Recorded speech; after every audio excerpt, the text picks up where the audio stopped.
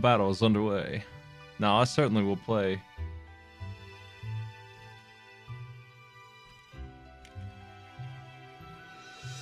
The battle is underway. I certainly will play the theme music for Turtles in Time.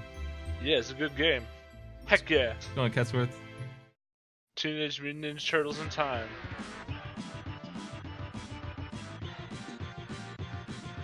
Dang, are they already at the pirate ship level?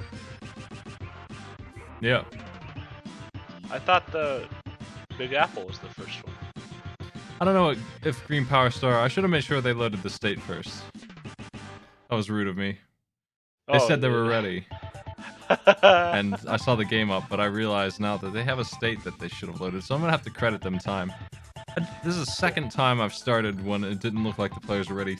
They said they're ready, and I take their word for it more than I check out the screen. Well, I'm gonna tell you I'm ready before I even read the rules. There's definitely a state there. It's quite a long battle, this level. So even starting at it, I expect it to take 10 minutes. It might just be latency on their end, actually. It looks like their stream's running real bad. Maybe that's what it is. Let me refresh that one.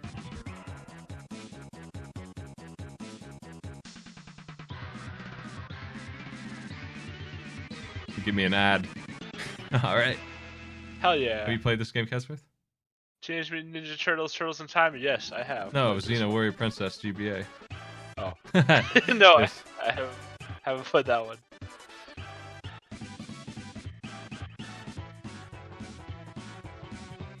It's lousy. Yeah. Why is it lousy? What makes it bad? Do you not get to play Xena in it?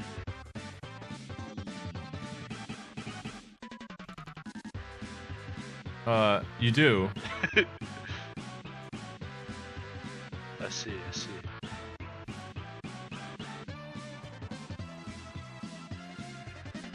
Turtles in Time! I love this game. I'm trying to get Green Power Star's state loaded. Should have made sure that worked beforehand.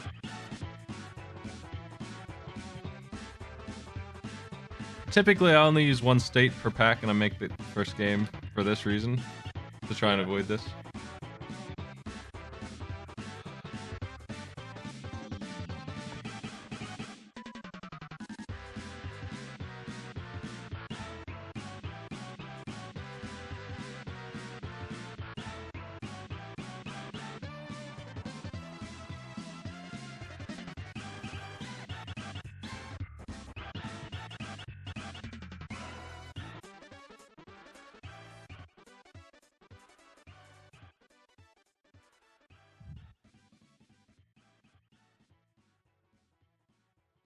They're fighting Bebop and Rocksteady, but they're pirates! Yeah, they are. They look great. Bebop is the best character in this show. Yeah. Hands down.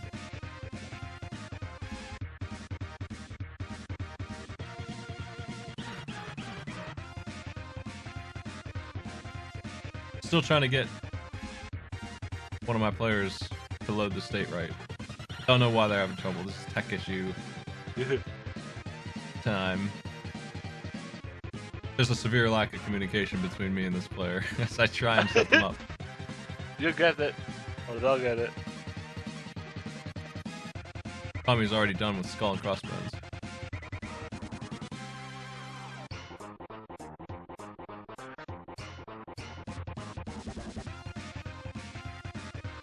Turtles in Time is the generous you have to play Xena game in the pack to make up for having to play Xena Warrior Princess on the Game Boy Advance by Titus. And then Star Wars Jedi Power Battles is no treat either. Oh boy. Looks like Okami is already on Xena. They'll get to see exactly what this is all about. Oh, is Skull and Crossbones what the people in Rocksteady call themselves? Did they give themselves names, special names? What? What? You can just die in the swamp? You betcha. Oh my gosh. I have to credit Green Power Star 4.5 minutes already.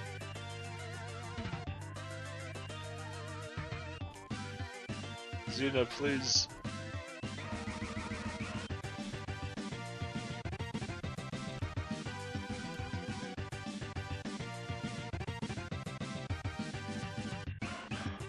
Well, the swamp doesn't help Xena any. No. She has this face like the character from Undertale has, and it really bothers me a lot. Yeah. It's a beautiful game. What are you doing? You can step in like. Yeah, did I say this was Game Boy Advance? It's Game Boy Color, which is even worse.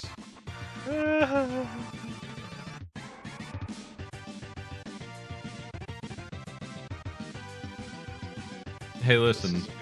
There's an N64 Xena game, and it's one of the best. Is that the fighting one? Yeah. Yeah. That has 3 Caesars in it. Yeah. It's because he's powerful.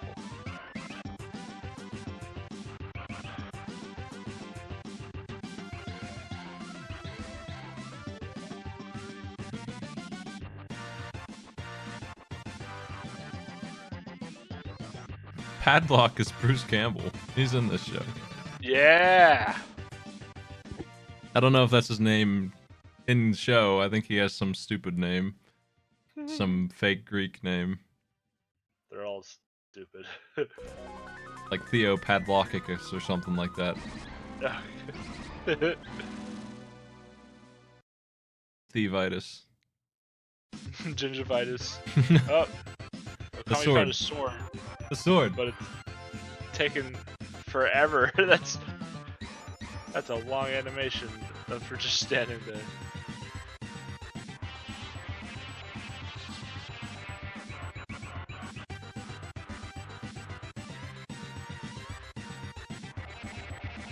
Three Caesars is a winning hand. I think Loslingen is almost at the boss. Yeah, it's kind of crazy how far ahead of Kami was. I don't know if the others had trouble or not or what. I don't know how to help Green Power Star. I have no idea why, in God's name, the state doesn't load for them. It doesn't make any sense. Everyone else loaded just fine, start, and I guess. they're getting an exception.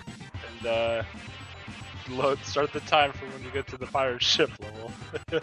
There's a level select code. Not that far. Oh, there you go. And I don't know.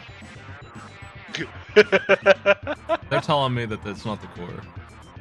And so, you know, that's the only thing that could cause that error. So, okay, if it's not that, then it's nothing. It actually was working, and we were all fooled. Got him.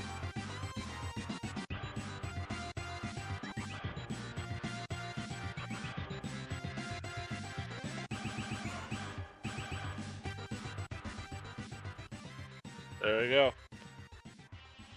My hello is on the boss. Uh-oh. My toe! My toe! Okay, so Xena here is a puzzle game, actually. What happens to be done is a lot of grinding for diamonds. Gotta find diamonds. You need diamonds to do the thing that you have to do. And to find the thing that you have to do, you have to explore this nonsense. And every time you transition, it takes a second to tell you what level it's on, and it sucks. Fighting bees takes 4 swings. Lucy Lawless is not very strong in this show, I guess. I guess not.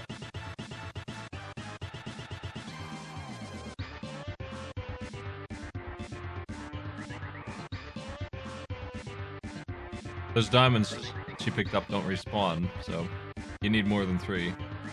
Yeah. You can grab honey, you can steal those bees. Honey, I don't know what it does, but you can take it. Why? Honey's sweet. Delicious honey. It's pretty sweet. I think Green Power Star is just going to end up with an average time from between what these players do, I guess. I don't know. It seems like the other players are having trouble, and Akami set a standard. That seems unfair. I gotta figure out a way for them to actually play the challenge. Yeah.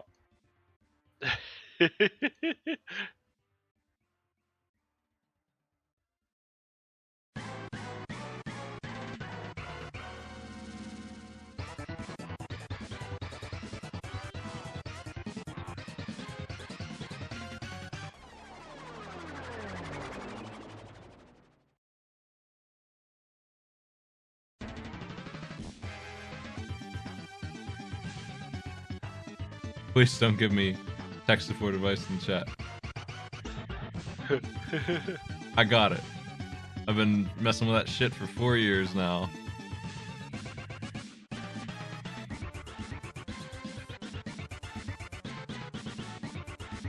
I don't know what I'm doing.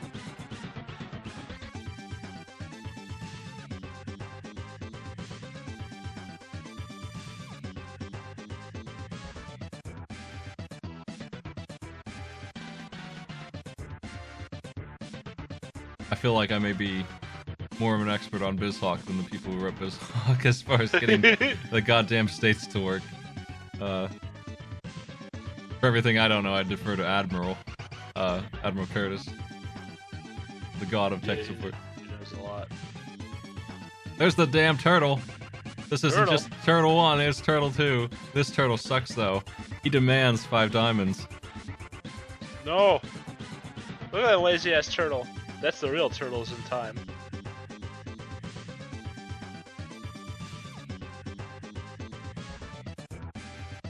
So you have to pay to cross, and crossing sucks real bad, and then you're done with the challenge. So you gotta go find some diamonds. I don't wanna. And if you game over, you'll lose all your diamonds. Thankfully, there's 3 diamonds for you if you kill that mushroom that Green Power Star just killed. Why does the animation take so long? Last Linjin and Mayo are taking a lot of time on turtles. Looks like a pretty rough journey. Yeah, they're having trouble. How can I fix this for Green Power Star?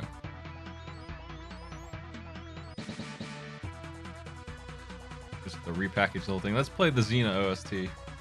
Or Game in Color, specifically. Oh boy.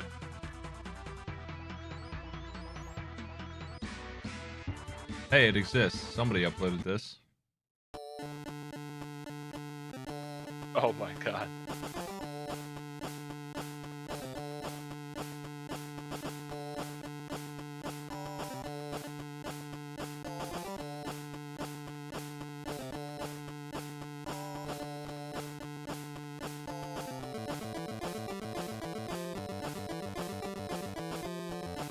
This river, it's quite large.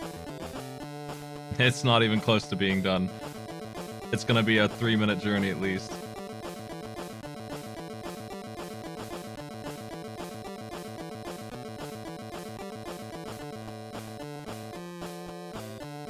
The other thing about this river is it has to be done in one go. Oh no. It's quite hard. That dart gun guy, he's a menace. He just won't stop. There's several of them. Yeah, he comes back all the time. Shoot at certain angles. Oh no. Yeah, that's the ticket. You're gonna have to master that because you have to not take damage during this. He's the big threat. Yeah. There's the angel of Xena has left the building. Oh no.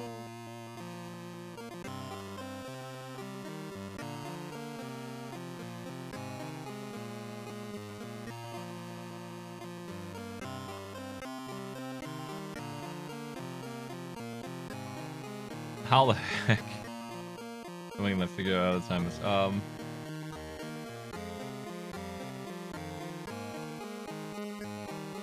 Well, ultimately, it sucks that Green Power Star doesn't get to play Turtles, but the scores are actually... This group is actually 2 people racing for second.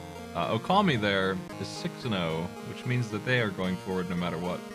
Green Power Star is the 0-6, the opposite, so they actually can't advance. There's no way Oh no. that they can. So they could... So they can just play Turtles in Time at their leisure. Yeah, I hate to say that, but because that's the situation, and it's the first time it's been the situation, they're here for fun. So I don't want to delay things too much to try and fix their tech. Yeah. What we have is a race for second place between Last Legend and Mayo, who are both stuck on Turtles in Time. Their race is what we're really watching here.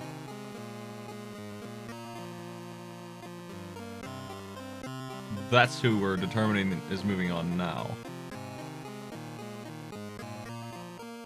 This is a good song. Let's play track 3.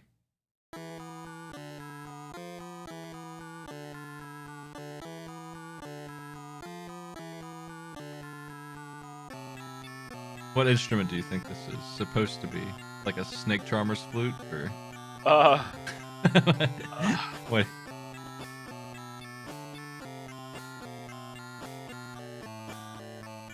I don't know. Okami finished that game. Nice work. Last Legend and Mayo both have 3 points.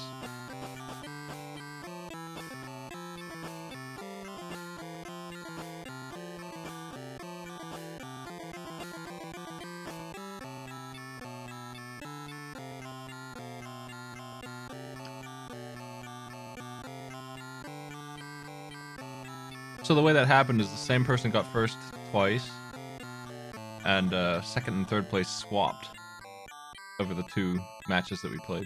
Jedi power battles. This game is pretty nasty.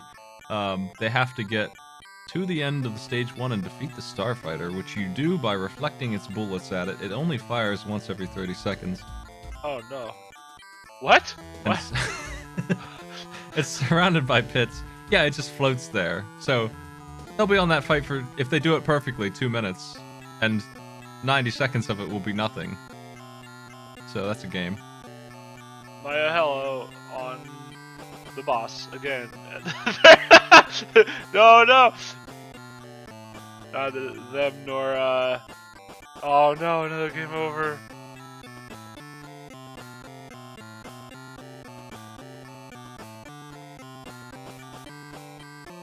Why are the battle droids so white? Why did they blend in with the walls? They're supposed to be like a tan.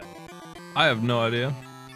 You have your choice of characters in this. You got this guy and Mace and some other dude that I can't remember. I assume Qui-Gon. That sounds right. This song is killing me. It's killing me. Let's play track 4. Well, we can switch to Star Wars now because Xeno's over, right? Let's go back to Turtles. Yes. Only good one.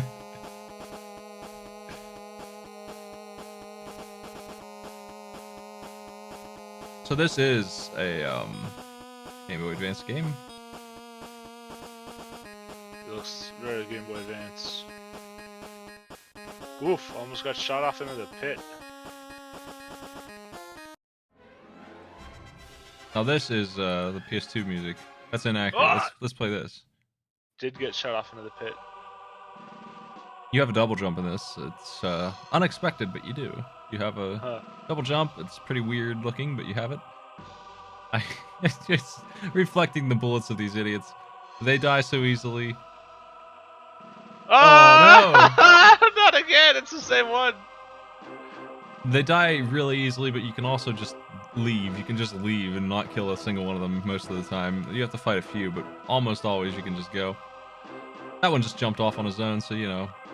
Yeah. You get what you pay for with these, I guess. Oof. Actually, these clones, I heard that they were expensive, and that's why they got replaced by stormtroopers. These are robots. Oh. These are the battle droids. This is before the clones even happened. I didn't see any of these movies. Fair enough. How expensive are droids? That sounds expensive too. This all sounds expensive. This Really? Jedi is ruining the economy. I don't know. War is expensive, man. That's true. Here's some platforming. We've got millions of them, so they can't be that expensive, I guess. I warned them specifically about this room that Okami is in. Yeah, the big piston rooms. Okami is the only one who beat Game 1 ultimately. Surprisingly. And he beat it in 5 minutes. So, Yeah. Oh no! And then he falls. Alright, everyone else is on Xena now, at least. well, Okami's Oh about no! to What restart the? this whole game, so. Yes, he is. There he goes. Oh no! Game Originally, over. this challenge was 2 levels, and. Spoilers! Look at that spoiler! Oh, who's that guy? I don't know. It's Is a that Darth spoiler. Vader? Yeah, Darth Vader's Oh, son, oh no. Bob Vader.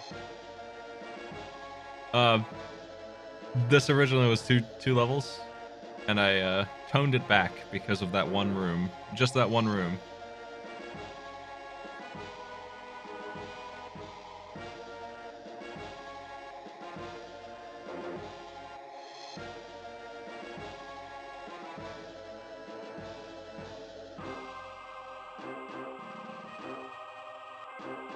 This game sucks.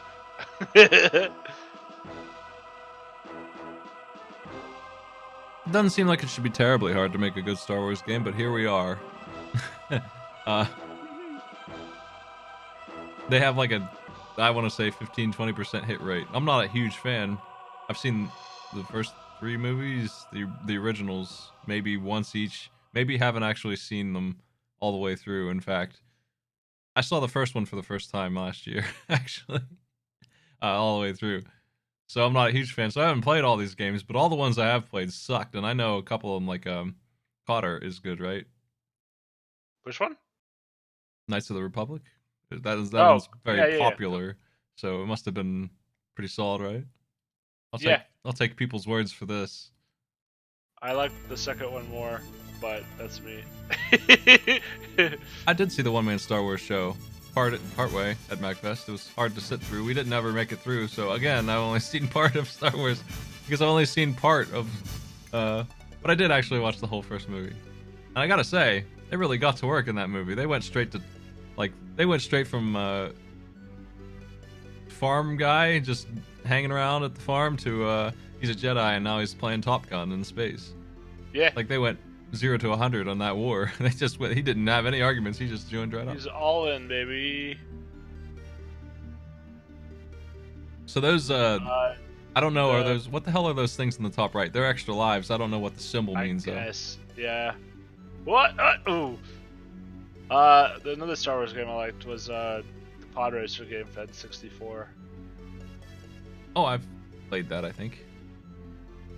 How about the one we played at Christmas? That was great.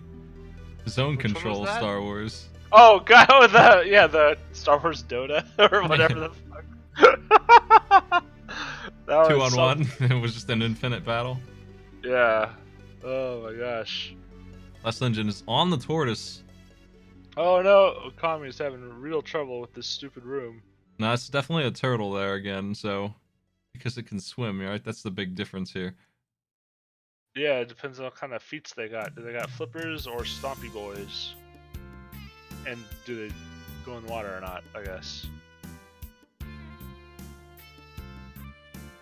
Man, that guy with the darts is out of control, man. He's out of his mind. Number 1 sniper, NA. I don't know what happened to Okami though. He just got shot up and he took fall damage. What the hell? Game over. Oh no, not again. He got thrown into the sky, came on down, and died from fall damage. Fall damage exists, by the way.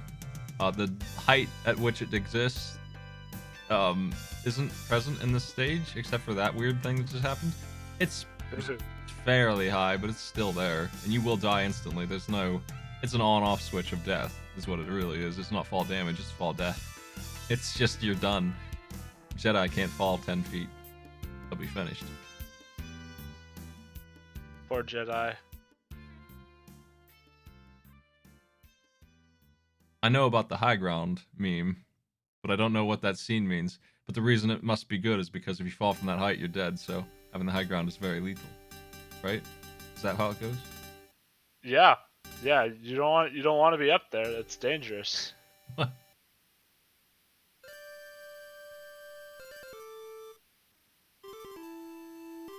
Here's some Samurai Showdown Mega Drive music.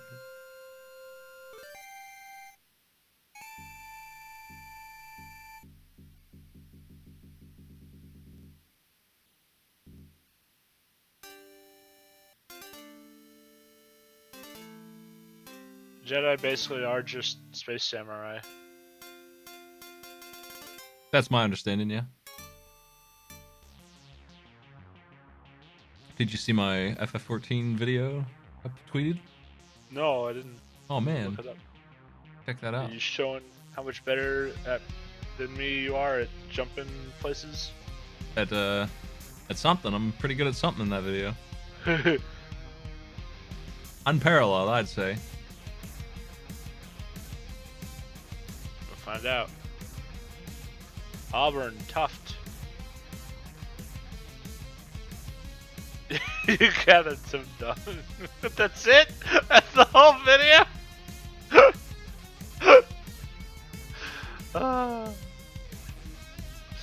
Thanks for showing me poop.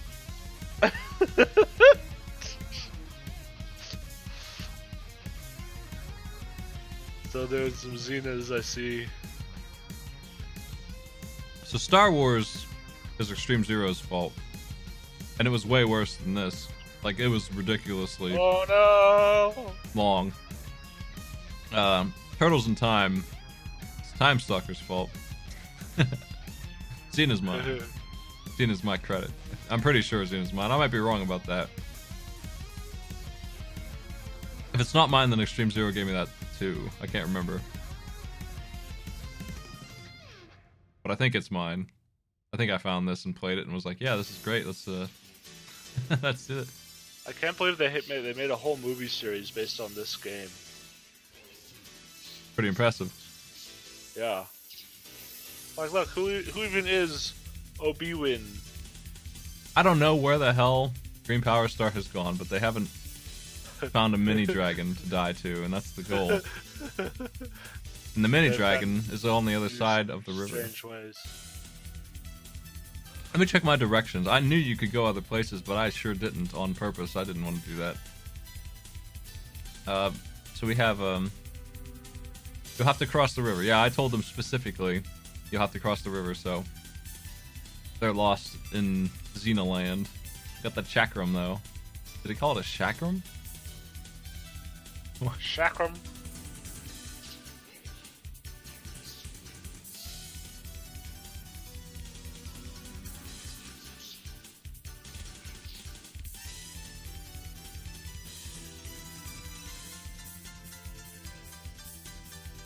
Well, they have enough diamonds.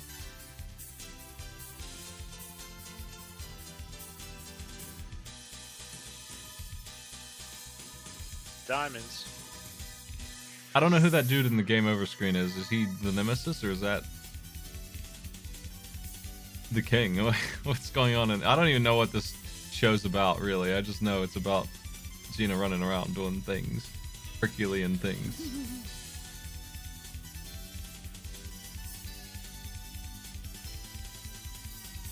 And that's weird because I feel like I've seen at least a little bit of it. It's been on before when I was a kid. I definitely have seen some episodes of this. I have no idea what the hell is going on. The Xena show? Yeah. Yeah. Is that the one that they cross over with Hercules, right? With Kevin Bacon or whatever? Yeah. Yeah, that's his name. Kevin Sherbert. I don't remember. He's busy getting destroyed on Twitter right now. Is he really? Yeah. Oh, no. He got some dumb ideas. How do you... What the hell's the honey even for? It looks like Green Power Star's moving on to Star Wars. Alright. And Leslingen dodged the shooters. Oh. Doing alright. I have no idea where Maya Hello is, other than the maze, I guess. Okami has made it to the boss. Here it is. It's gonna shoot soon. You ready? Yeah. 1, 2, 3. Nope, nope, nope, nope. What is this? This is such a stupid boss. You can't hit it. I told them exactly how to fight it. I tried everything. You definitely have to just stand there and block. And if you're close enough, you'll hit the boss back. I don't know what that green bar does. You would think it gives you like force or something, right? They have special powers, right? They can do things. I guess. Well, not in this game, as far as I can tell. I can't get anything like that to happen. So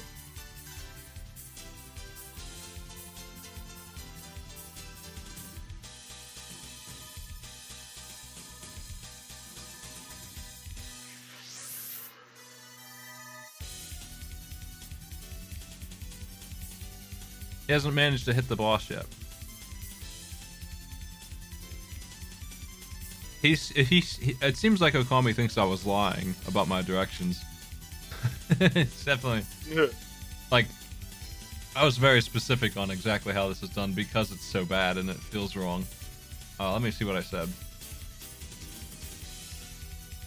To beat the Starfighter, get in its face, don't fall off, and hold R to reflect shots. It fires after bobbing 6 times. There's no timing involved. You can mash the button if you want, but it doesn't do anything, really. The problem here is that he's not in its face enough. He's just not in its face. The angle matters a lot.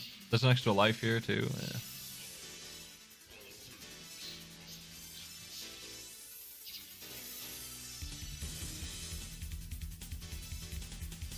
How can you reflect properly? The worst part is not the extra life. The worst part is that you have to reflect it 3 times. 3 different sets of reflection must be done to defeat this boss. I would say that on that edge there is good, and he should stop pissing around and block right now. Okay. Yeah. He's gonna get it this time, I think. Yeah, there's 1/3 done.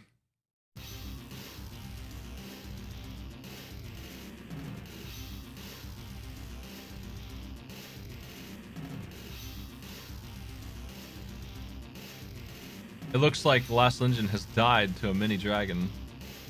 Or at least is dying to it currently.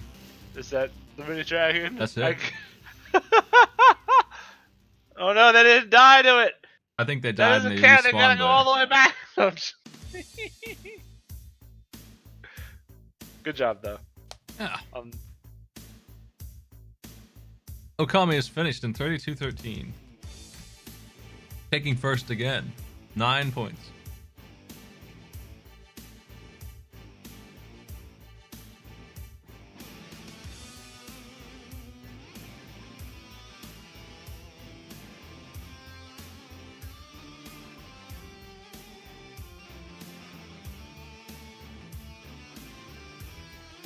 Xena definitely has a wide world of nonsense that you can Metroidvania through, so I gave them very specific directions on where I wanted them to go to die to a mini dragon. I didn't just say die to the mini dragon, because that would take forever. I told them where to get marching to do it.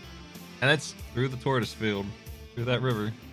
So Mayo is probably collecting money for that, I hope.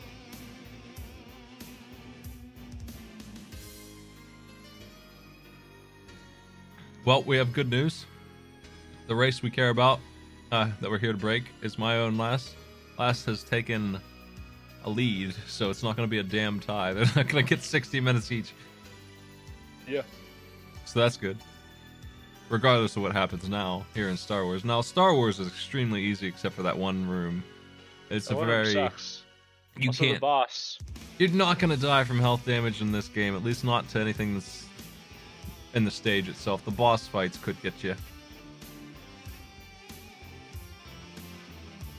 Jar Jar Binks is the boss of level 2, and he killed me. So he's like the Wait, really? He's like the ultimate emperor, right? He's the ultimate bad guy, Superman, right? Yeah. I mean that's mega spoilers, but yes. Yeah. He's quite hard to deal with. I actually read the game pack on how to beat him because I couldn't figure it out, and it said he's very easy. I'm like, oh, okay, I'm just bad at this game.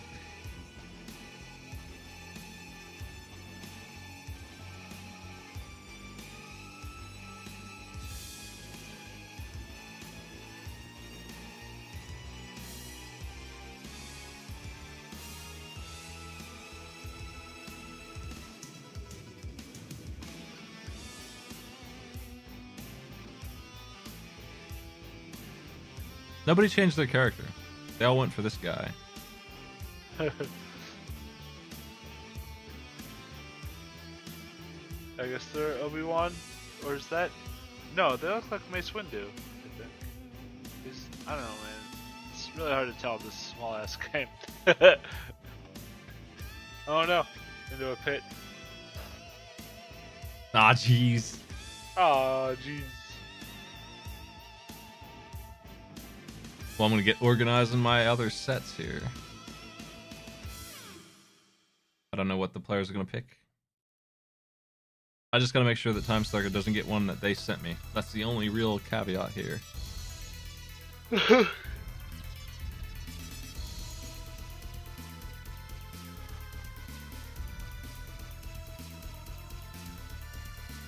They're on their third match.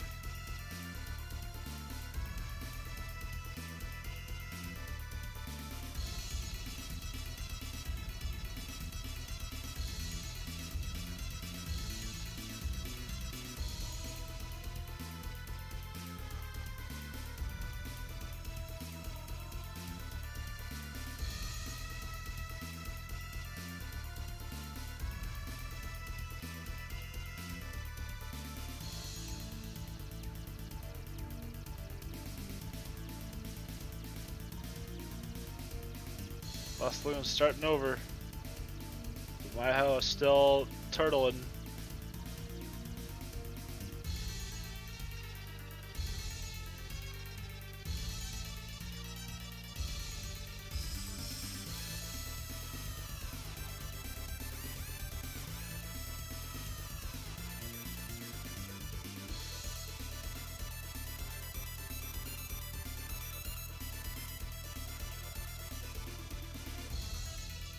Kami making it to the river level, I guess that's what you call this. Watch out for the cat. Oh, we got time stop. Classic ninja power.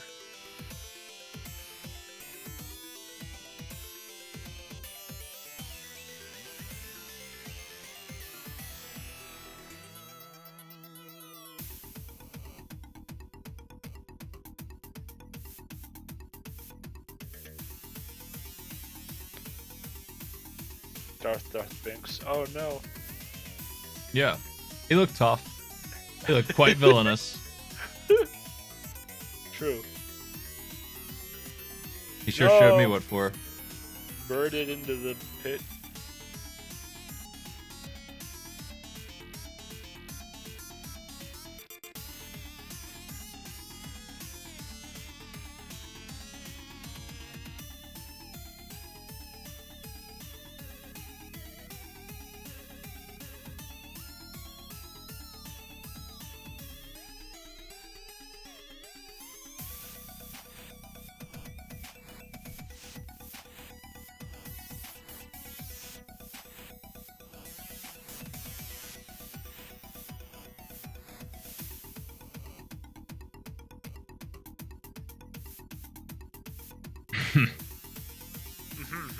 Good luck finding full playthrough of this.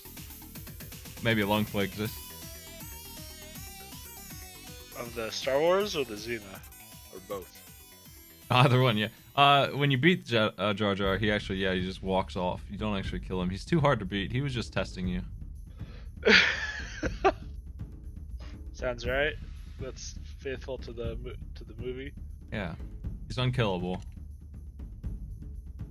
Unbeatable. He knows every technique ever made. He came up with all of them, in fact.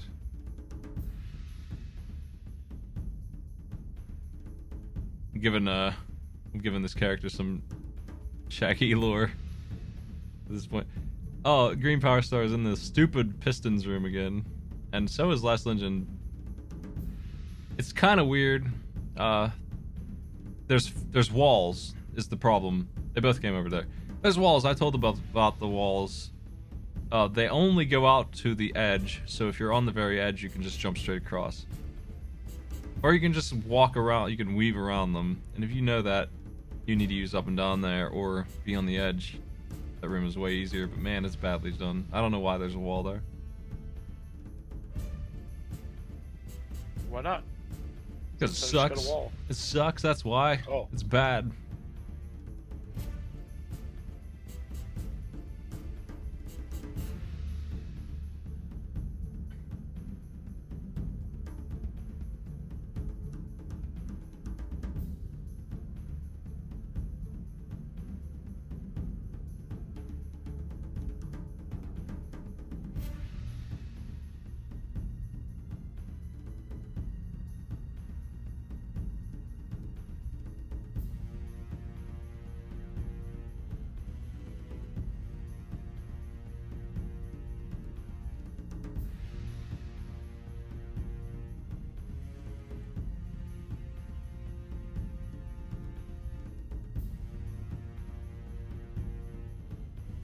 Let's Can see they here. do it?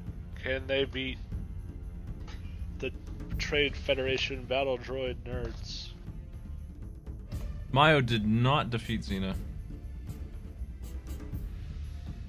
No one truly defeated Xena. Except for Last Lungen. And 3 Caesars. 3 Caesars, yes.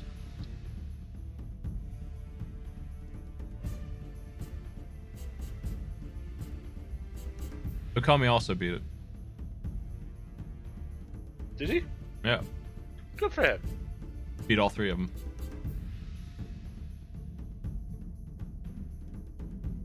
They're unequivocally in first then. Yes. Absolutely true.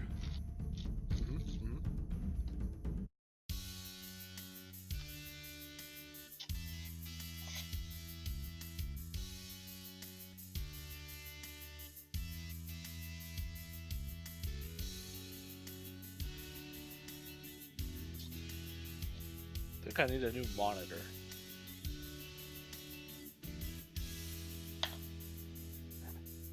Oh yeah?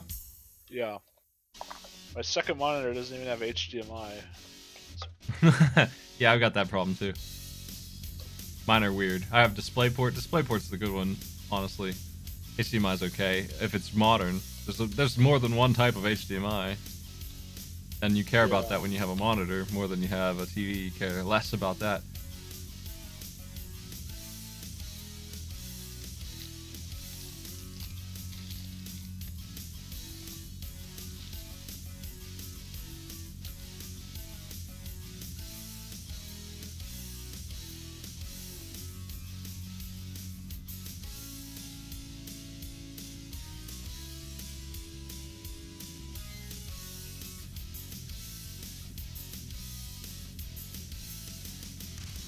That Darth Maul game over screen, man. And yes, I do know who he is.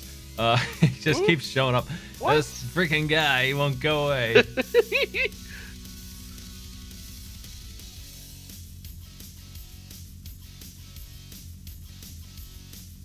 How many people fall and has anyone made it?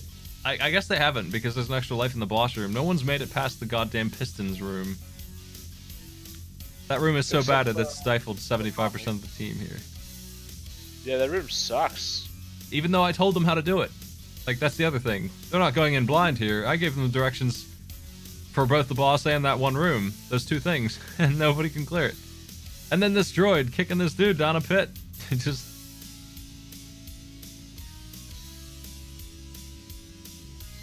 Another time. Another pit.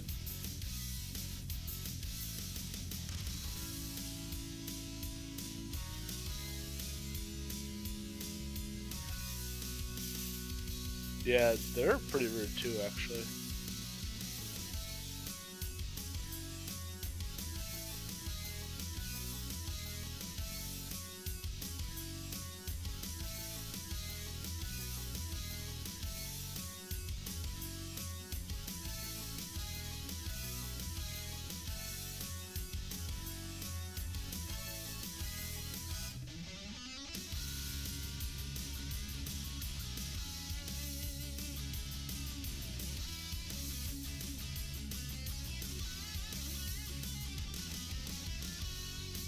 I've got some really good games here, and I don't know if I want to save them for the finals or not.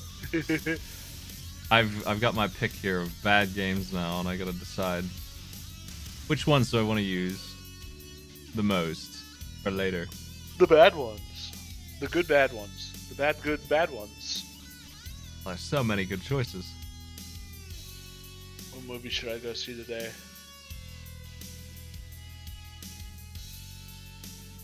I don't know.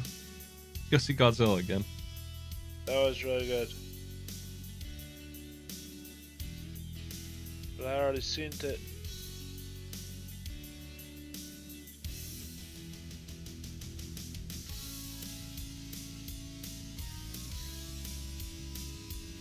Well, we're a bit behind schedule, and it's my fault. Dang. Well, not really. I tried to get my bot online last night, but I require other people's help sometimes with that stuff. That's a very complicated thing. And we finally got it up and running like 10 minutes before we started here today, and it was already late. Whoa.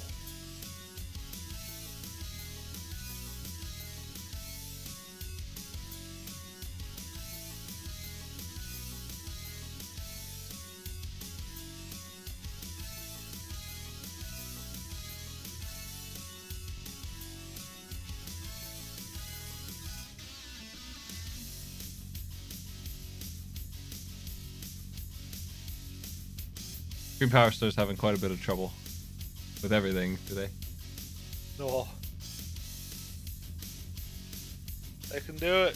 I believe in them.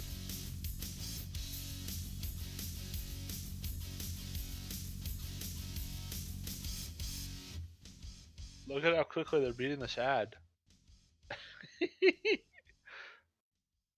Nice work.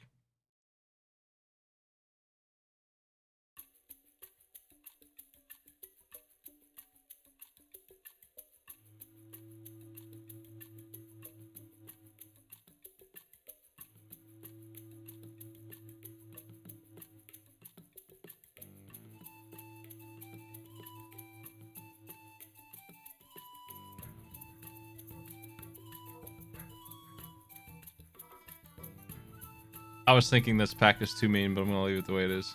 I can't. I like it. It's perfect. It's fine.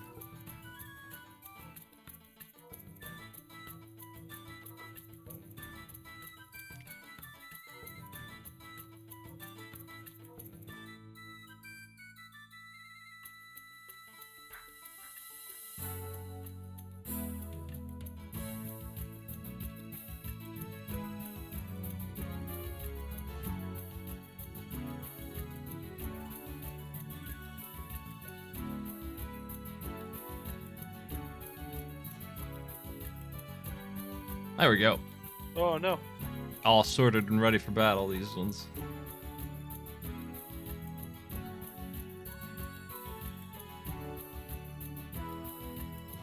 I did a whole lot of work this morning to get all these games ready. I have enough ready for the next month, I think. All the ones that are scheduled on the calendar are ready to go. We have quite a few. Down to the pit. What? We have quite a few games left still. Quite a few.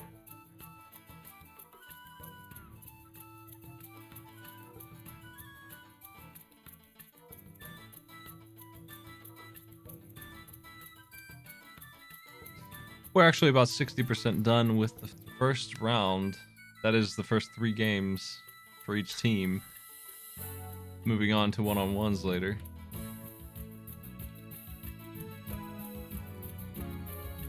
I can't believe the piston room is... I mean, it's bad, but it's not that bad.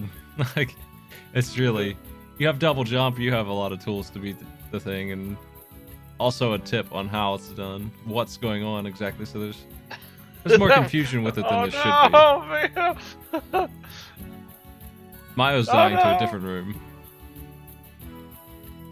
Yeah, they made it past the piston room. That one droid doesn't shoot at him when they're right next to him like that. Tries to kick him. No! And they turn around and fall off twice now. Yeah, I don't know what's going on. Mayo, what are you doing? The controls look very bad. They ain't that bad. I didn't fall in that room. I don't know. That sucks.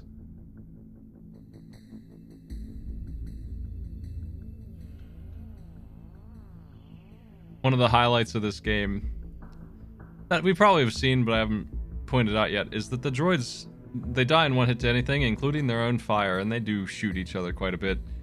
Especially when there's a big crowd like that. They're guaranteed. Like, I was trying to take a death to see what the credits were like and stuff, and I couldn't get myself killed because the droids wiped themselves out when I was on turbo. They were just like, what happened? And I rewound it and saw that they were shooting each other instead of me.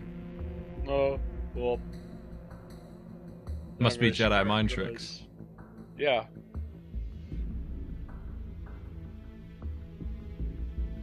So, you know, like I was saying, and then you have these heals every floor. Pretty hard to lose in this game until you get to the Pistons room.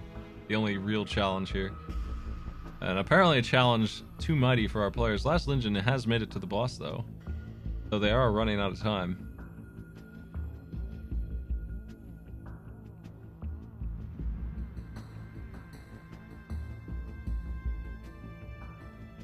They have 3 or 4 minutes left.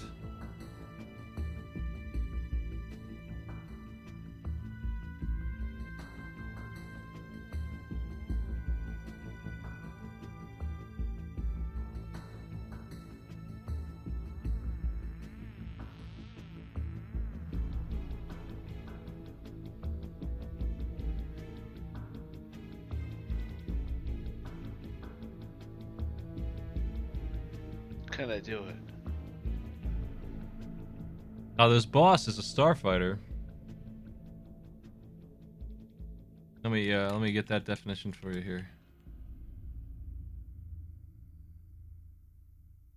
It's referred to also as a fighter. It's small and maneuverable for atmosphere and space combat.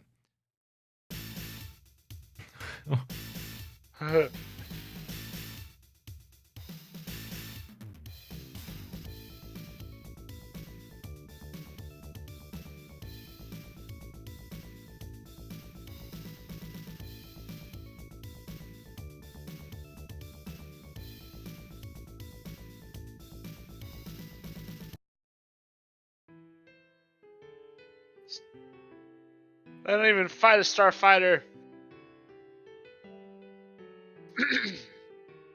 Oh, nice reflection by Last Engine there. I found a different way to reflect it. Just mashing the button and hoping that it works.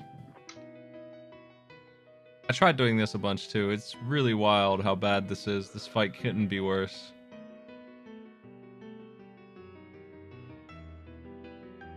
The waiting, for God's sakes, why? Why 6 times Bob do you have to wait?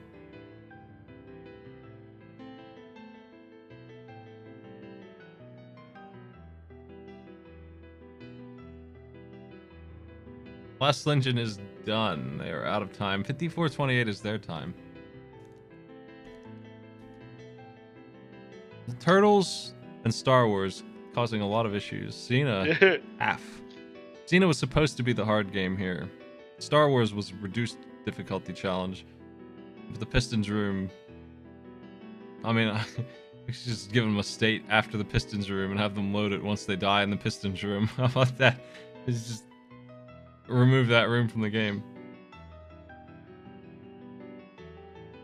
We're 20 minutes below, or we're 20 minutes lagging on our next game here. We're overdue to start.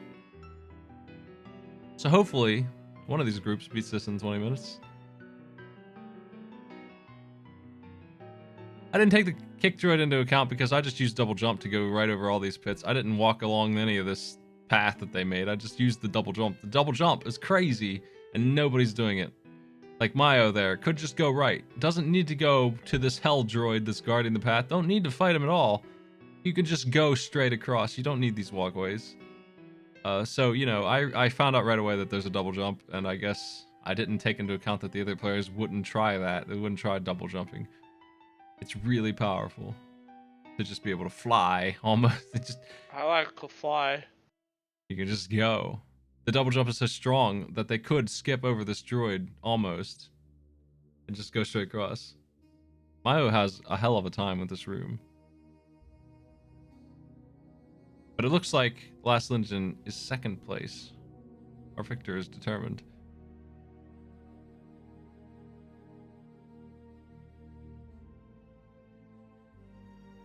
I think that there's going to be a tie for third, though, in this.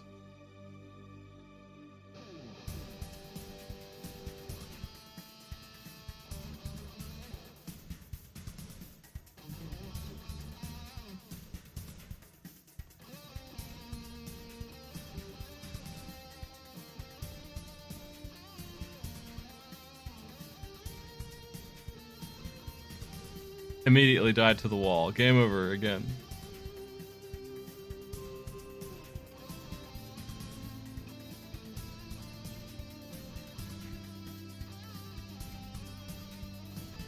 Watch out for the wall. Yeah, do it. Do it. Watch out for that. When you jump over a pit and your character doesn't move, something's wrong. Gotta figure it out. What's going on? A wall.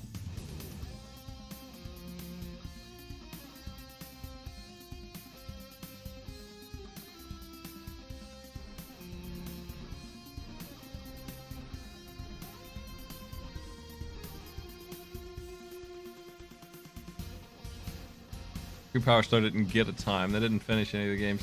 They weren't able to play Turtles 4 though. But I don't know what their time would be. We had 2 players not finish.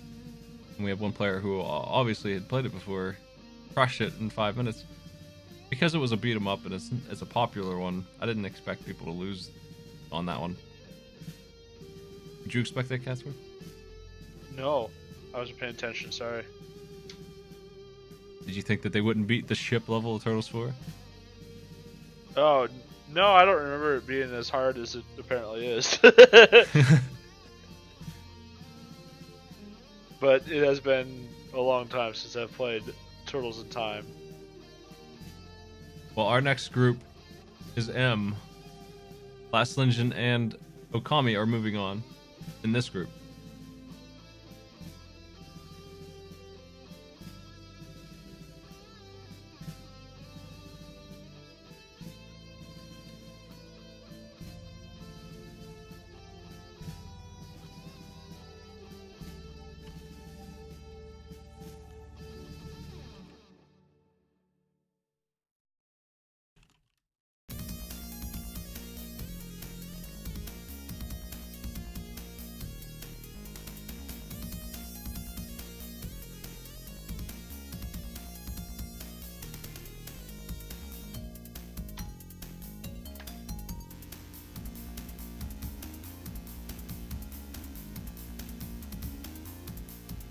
Mayo, I don't think has time to finish. I think we're gonna draw on this last one. I mean, do they though? I think technically this challenge is so short that you could do it. I think in 3 minutes. But man, I'd be so sick of dying to those pistons by now.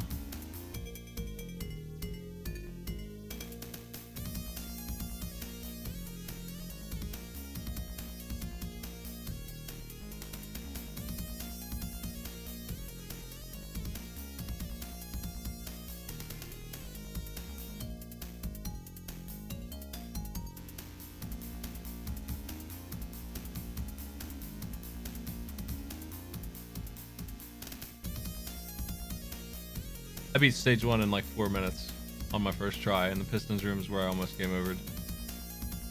I had to look up how to fight the boss. So aside from the boss, I sure made it there quickly enough.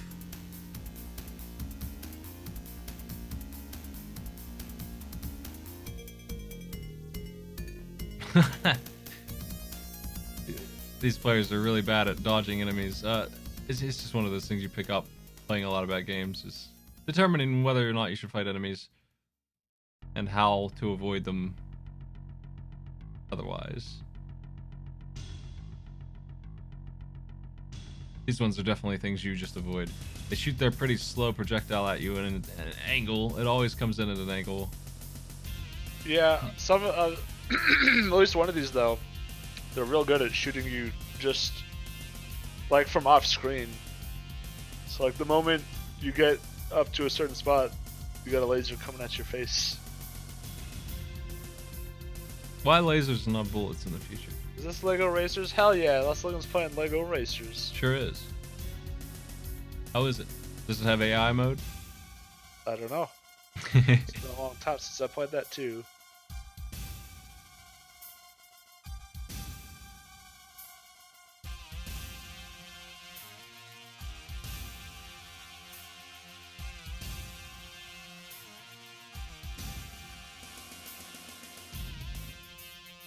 Group N is finished.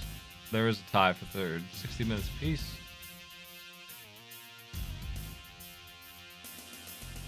Which puts our scores at 9, 5, 3, and 1. 4 and 1, actually.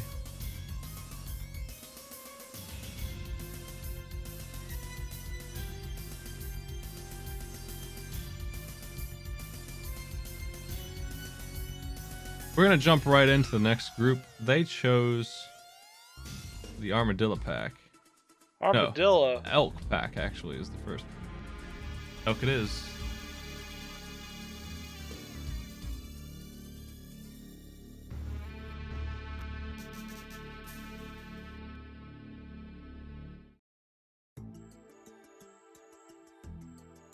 Guess what? Star Wars Jedi Power Battles. Stage 2. Oh no! It's in the Elk pack. That's right, motherfuckers. I put it in there. That's right. That's a double down Star Wars time. Oh my gosh. You thought you could get away from Jar Jar Binks? Holy shit. The madman.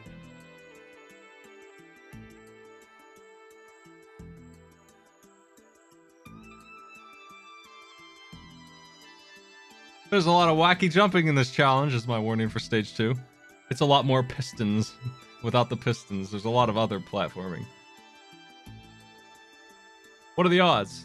Well, the odds are 1 in 7 that they picked the pack that had the Star Wars sequel. Back to back here. Elk task. List.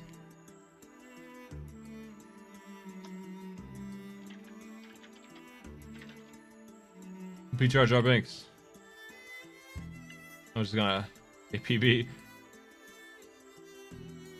Ice Age. Okay, stage 3. Gargoyles beat stage 1.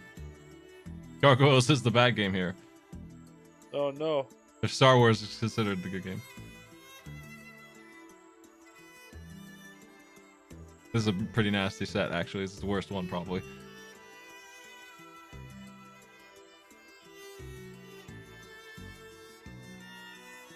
Let me get this board cleared. We gotta get Group M up there.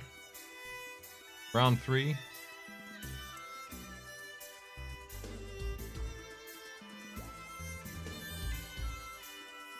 We have Bendy Human, Hey Tallman, Jola Ninja, and Zero Gravian.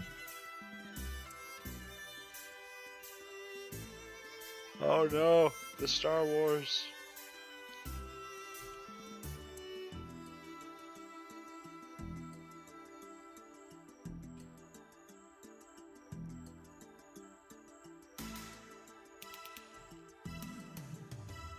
And loading.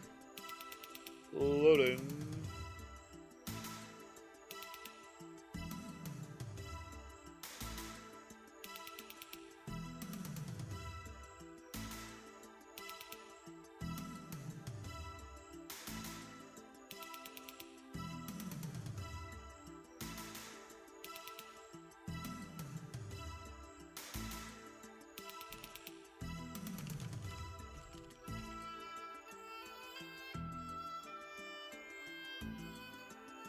Okay, so Star Wars Jedi Power Battles. Beat Jar Jar Binks. There's a lot of wacky jumping. To beat the boss, charge in, hit him and retreat till 1 to walk to the right when he's beaten. Reload the state if you want. I gave them 4 lives on the start stage 2. Ice Age has a tutorial for you, so not too many directions there. Gargoyles has some weird tech where you have to break fragile buildings to get through, breaking fragile bridges, breaking walls that are shattered. I told them how to do that stuff. Gave them the controls. We're beginning. Jumping right in there. We're 30 minutes late. That happens sometimes, especially when we start late to begin with. And they are off. So, I don't have music for this game still. So, I guess we'll just play some more Brave Fencer Musashi. Because I like it.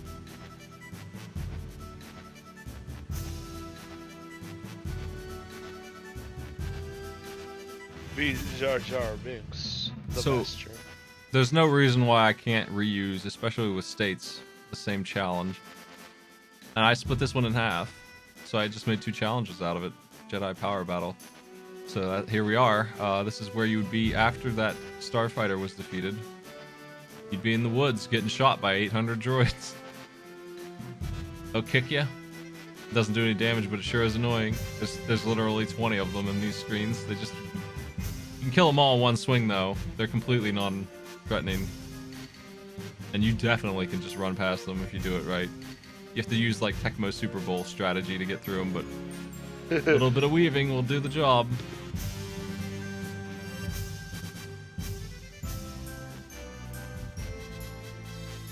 There's more platforming in the forest, and we're gonna see fall damage kill people now, I think. Because now there's that much height on these. There's these mushrooms that Bendy Human's dealing with, for one thing. Like, I'm surprised that fall didn't kill him there. That was pretty close to the limit. There's some really weird terrain aside from these idiotic mushrooms. So these mushrooms are pretty bad. They're not very threatening.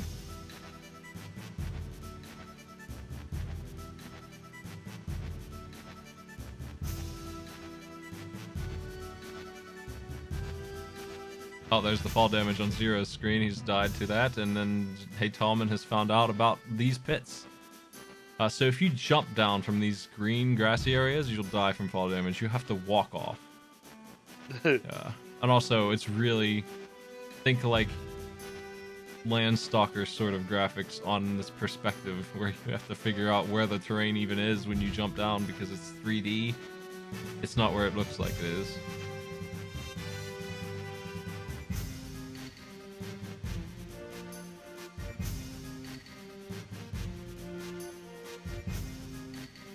Hey, Tallman has to figure out where to go now. Where do you go? Where would you go, Catsworth? Where do you go? You walk jump down. off the cliff. You walk down very carefully. Yeah. Cool. You got a flashlight? I don't know. Why are there just droids in this floating island hellscape? Listen, pal, you're the Star Wars expert. You tell me. Well, droids didn't invade Naboo, so... But this is not what... Naboo didn't have just edges. It was a swamp. I figure these guys go to lots of planets. Maybe this one wasn't in the movies. Maybe. Yeah, maybe this is alternate. Maybe this is Earth. Timeline. You ever think about that, smart guys? Maybe they went to Why Earth to would hang out. Obi-Wan be here? He'll go wherever he wants. Obi-Wan went to Naboo. Hey, listen, they can travel real fast. How fast can they go? How fast does that ship go? Pretty fast. I can go light speed, I guess. I mean, okay, but that's not very fast. When you think about how slow it takes light to travel across the universe. I guess. I mean, that's just like, this is not fast enough, honestly. It's just like, it's like 1,000th as fast as you would like to really travel around at a reasonable pace. You'd be traveling to Pluto, you'd be taking like 20 years. About to go ludicrous speed. That's true, that was a long time. I'm gonna look it up.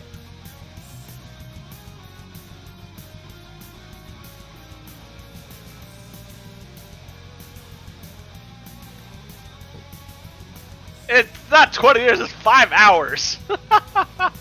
Yeah, Pluto's not that far. But, outside of our solar system, it's pretty goddamn far. Yes, anything further. Those planets around us are actually pretty damn close. As far as light travel goes. Yeah, how could Southern our own solar system be light year away? I didn't even think of that. Here's Jar Jar Binks. We see him. Me. He's being What? fought by 2 people now. Why are you fighting him? Kill him. I don't know.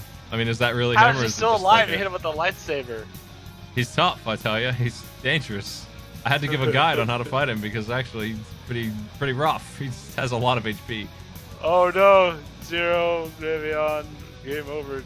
Listen, if you see these players walking in, hitting him, and running away, that's literally the plan that I told them after losing to this guy. That's how I figured out how to beat Joel, him. it shut somehow in between the 2 chunks of land.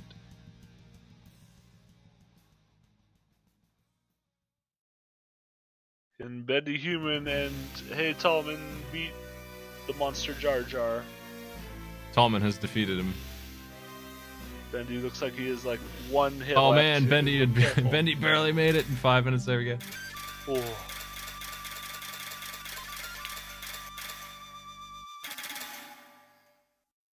Jilla Ninja's trying his luck. He gets this freaking combo on you where he hits you like 3 times. Also, despite the game fact saying this is easy, one thing that I should point out here is that if Jar Jar is doing an animation of any kind, you can't really hit him. His hit hits over you. Jello has found a strategy that works really well though. This down stab move seems to override that. So Jello also done. Zero is the only one working on this still.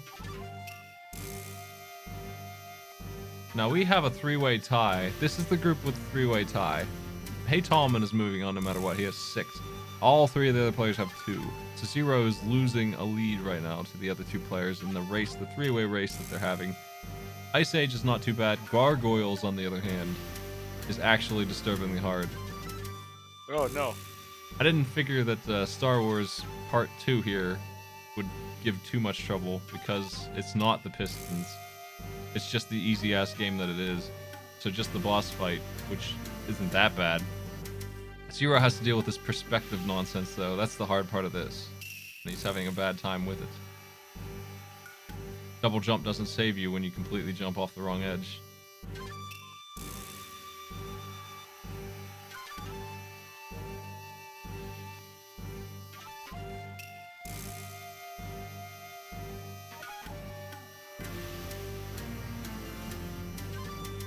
Let me see what the players' times are so far here. We got 5:26 and 5:27 on game 1, and 6:04 for Jello in 3rd place right now.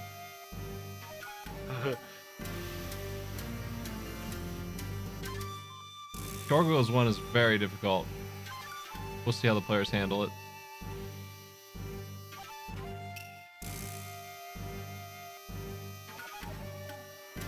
Ice Age has these tutorial bubbles that pop up, and you can't skip them, and they just take 10 seconds. They just sit on screen, so the players are trying all the buttons to try and get it to go away. And you gotta hit all the buttons.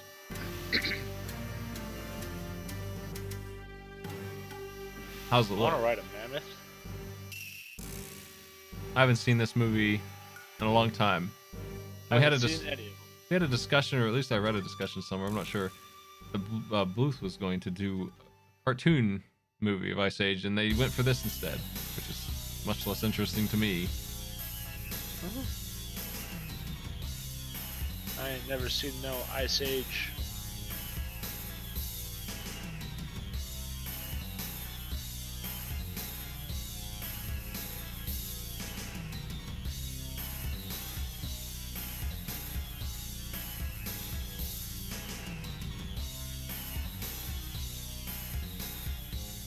Yeah, let's play the OST from Ice Age. Oh no.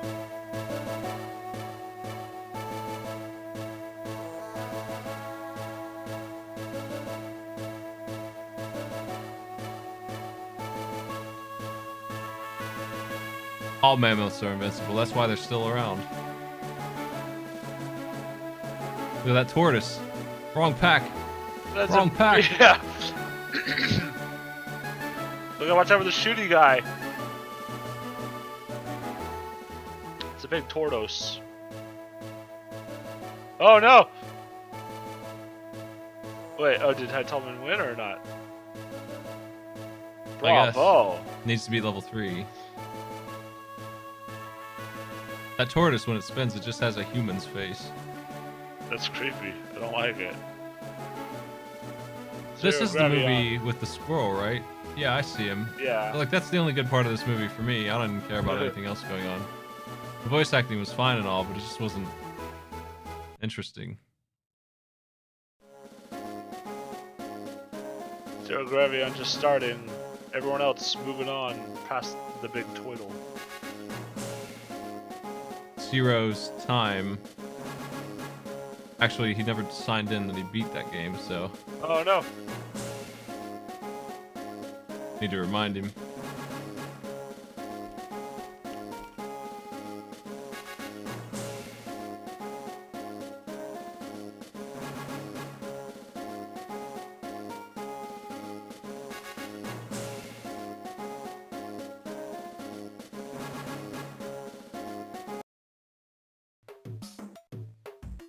Okay, Zero took about 5 minutes on a penalty on that game over the other player, so he's trying to make up that gap now. And Gargoyles could easily do that. I think Gargoyles is going to be a game where we're going to see some players not finish. It's definitely one of the harder ones that I've put in this pack, these packs. It's doable, but it's rough. It's going to be a platforming beat 'em up challenge.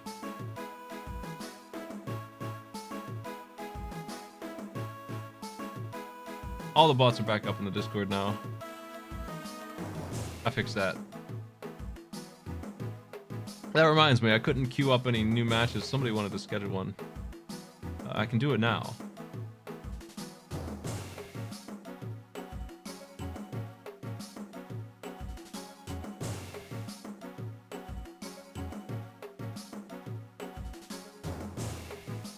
This guy's weird.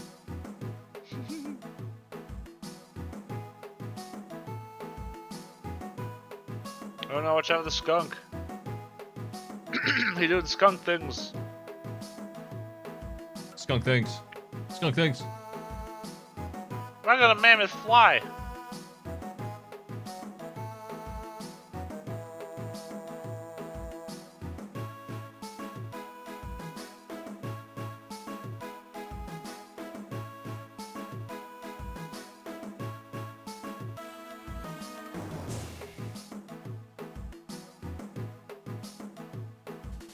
Mammoths can do whatever they want, Catsworth. You're not the boss of Prehistoria. That's true, I guess. What if I'm actually a mammoth? You don't know that. Could be. Yeah. What kind of mic do you use? What is a good mic for a mammoth? I don't know. I have a Blue Yeti. But right now I'm just using my headset mic. Nice. The Blue Yeti probably would work. Yeah. Do mammoths like Yetis? Yeti's one of the friends? packs people can choose. Maybe we'll see it. Oh no. I don't know if these acorns do anything. Are they just coins? You can fly backwards. Look at the skunk. What? Zero's just now getting to the boss of one. The Toidle.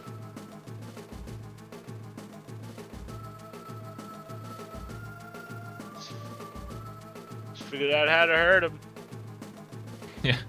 Way to solve that puzzle. Yeah, do you lose 1 HP when you get hit and you have 30 acorns all the time? Is that what's going on? It's a pretty radical health bar, man. Yeah. Unexpectedly generous. I guess. If that's the case. I think you go for score, and your score gets ruined when you get hit. It's probably how this actually is meant to work. I don't care about score.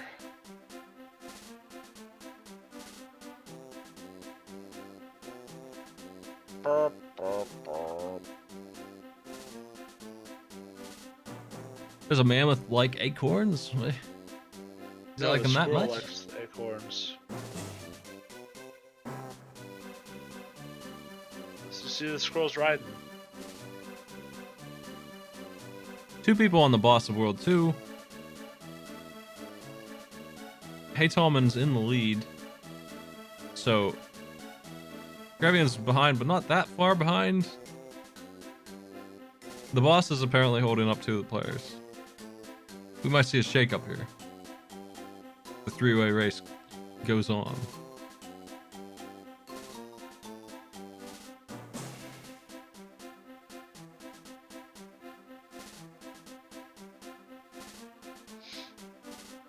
Is that a Loch Ness monster? Is it a Brachiosaurus? I guess. Hey, Tallman's playing the Tasmanian Devil game now. Hey Ty, thanks for the host. Host. I'm gonna turn that alert up and play it again. Because I missed that Yeah, music. it's very quiet. I don't know why it's so damn quiet. We're doing a mystery race for anyone Jordan. Currently, right. they are Game 2, Ice Age. He missed the saga of Star Wars being really shitty, and then the next group picked the same game accidentally in a different pack and got it all over again. Oops. This is a different level.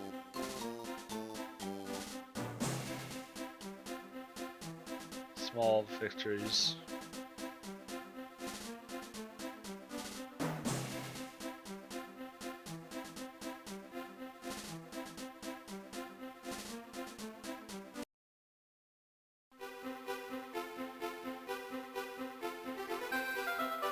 Samurai Showdown? Oh man. How was that? How is that?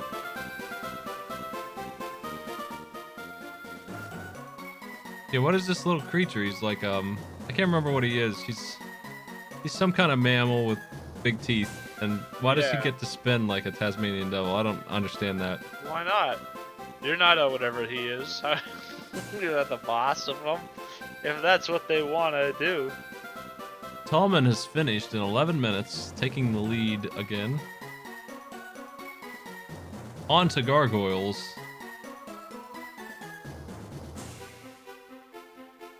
Zero took a death on this pretty long mammoth stage. It's an auto-scroller on its own, and he's just taking big time losses like that, unfortunately.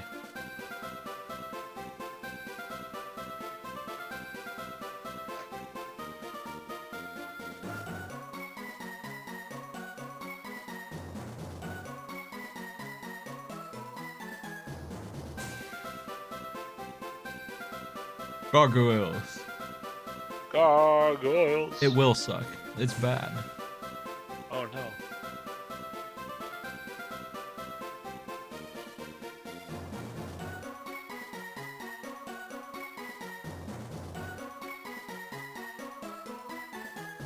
I don't remember where Gargoyles was set. I thought it was in the US, but it wasn't one I watched a whole lot.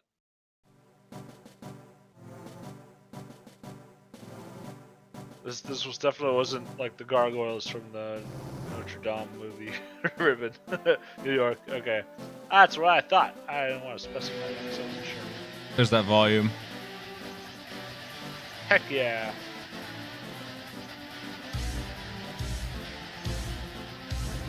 That's better. I'm happier with that.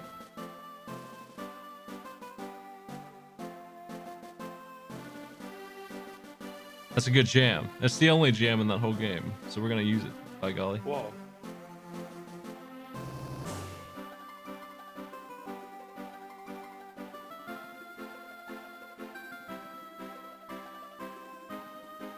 Two players on Gargoyles. We're gonna switch over to that OST. It's a Genesis game. Let's get that Gargoyles going. I haven't ever watched the cartoon. I assume that's what this is referencing. Yeah, it's a cartoon. It looks very similar to the characters that I've seen. It looks nice. It's not bad. It's just overtuned, I would say, is how I would describe the difficulty. Tallman managed to get to the next area. YOLO on this, and Zero finally on the boss, having a rough time with Ice Age 2, losing an opportunity to make a comeback here.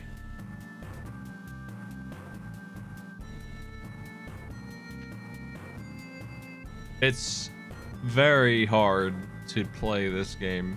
The enemies really mess you up. They take a lot of hits. Most of them aren't worth engaging. You have a double jump, that's always fun. It's a very confusing maze of a level. Yeah, and they're... It's like you can break through some walls and platforms too. Yeah, you sure can. You're gonna get hit by off-screen projectiles all the time. You're gonna have to deal with that. You're gonna have to dig through the floor and ram through the wall. And both of those things require special controls. Specifically to ram through the wall, you have to dive while running, which requires a little boost of speed. And to, well, the ground pound is pretty similar to what it is in, like, Mario World. New Super Mario Brothers, honestly, but it's Genesis controls. Here we see fireballs coming down from the sky, and you have to take damage. Yeah, that's been rude. Now, there is money lying around, and the Gargoyle really enjoys that stuff. That heals him up. Yeah, you gotta love money. I love money. That's what they sound like, I assume. I have no idea what this show's about. I assume there's some kind of guy who doesn't like gargoyles, and then they just kill him. Probably. I think there might be some bad gargoyles. Oh, that would make sense. But like the most most of the gargoyles are good, I think. No, I don't really. I like not being unable to afford living. The concept of money, I do not like that. There you go. He doesn't like the color of money. Yeah. Zero's working on this auto-scroller. The important thing here is to just survive. Gotta get to gargoyles. Gotta get that game running. Maybe he's a gargoyle speedrunner and he's still gonna win this thing. Yeah. It honestly wouldn't surprise me if all 4 players wiped out on this game. The final boss by himself of stage 1 is pretty damn rough. But They're doing a lot better though. We're only 20 minutes in, and almost everyone is on the third game. We're gonna catch up here.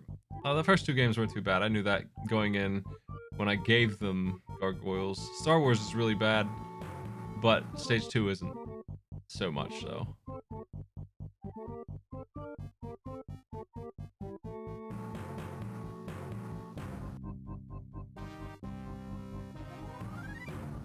Zero took a death in the auto-scroller, but I think he's through it anyway. I think it generously gave him a chance. So, Gargoyle is definitely the hard one here, and the boss might just be the end.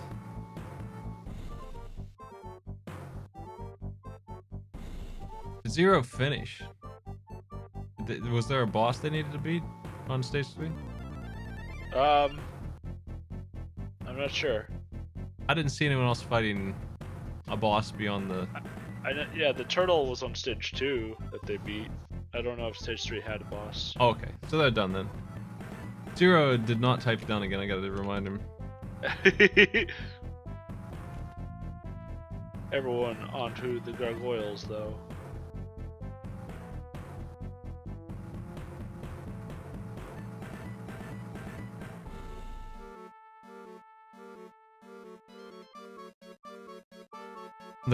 I mean, it's a really neat game. This is all stage design failure. It happens a lot, I've noticed. It's hard to design good levels.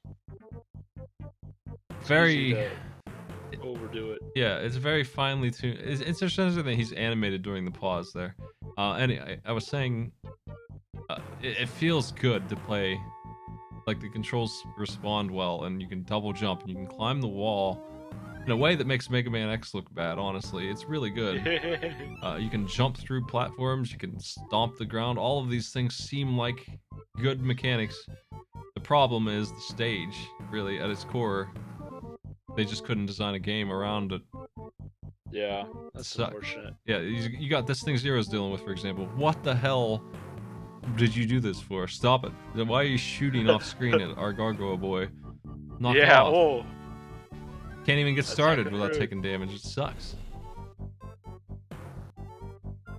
They let you know that life is rough.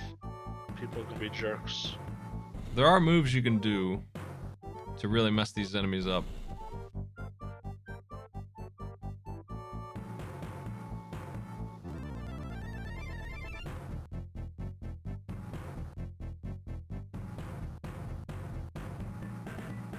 The grappling moves and stuff specifically.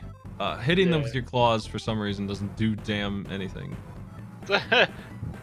You know, stone gargoyle claws, not that tough. Normal human, it's fine. Slam, though.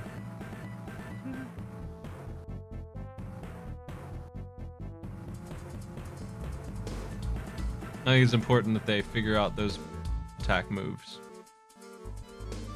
It's really hard to tell, because again, level design is hard. The hardest thing, honestly, about video games. Where the players are, because everything looks the same. Yeah.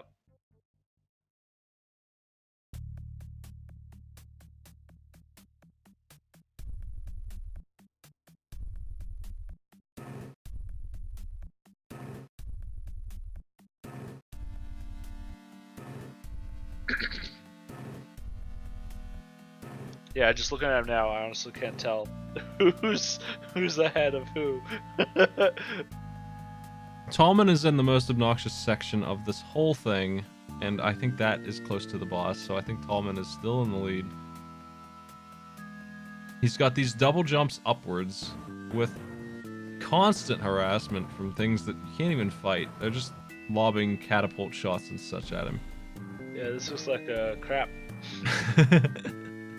It's bad. It's too bad. It's just one of those games where it feels awful that they couldn't figure out how to make anything work. It's not even close to being playable. And it sucks. Because it should be. It should be an easy... Like, we're talking like Demon's Crest levels of this game should kick ass. But it doesn't. Demon's Crest, on the other hand, did manage to do... It's a little easy, because they didn't go overboard with anything. And the movement's so good. So it has the opposite problem, where they couldn't figure out how to make it challenging because they made it so good. Game design is difficult. Ultimately, nobody likes gargoyles and everybody likes Demon's Crest, so easy is better than hard in this case.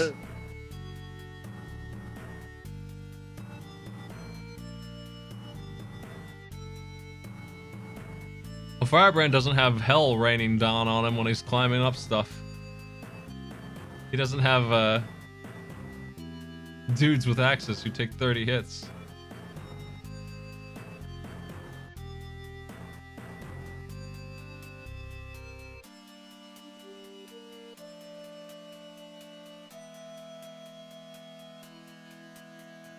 I'm sure we have plenty of time left, though. As slow as this is moving. Yo. Maybe.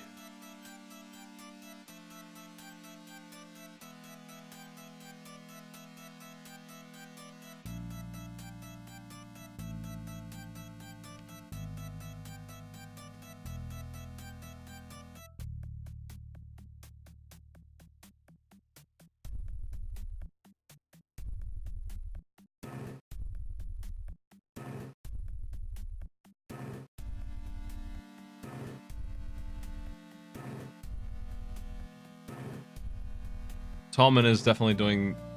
It's this big, stupid jump that he has to deal with, and it's so bad. Jolo, on the other hand, has beaten stage 1, actually managed to do it. Complete. Nice, nice. Absolutely crush this. The Viking Armory. So they're done, right? Jolo just took first. I look up and I see them killing the boss. I didn't even see the boss fight. Nice work. Well done, well done. Tallman has been stuck on this thing for a while. It is near the end, but... Is Bendy, is that the boss? Yep, that's it. 2 people have made it here. Yeah. This boss sucks. I hate him. What's with this lightning? You can just call down lightning and fighting Thor? Continue. Oh no.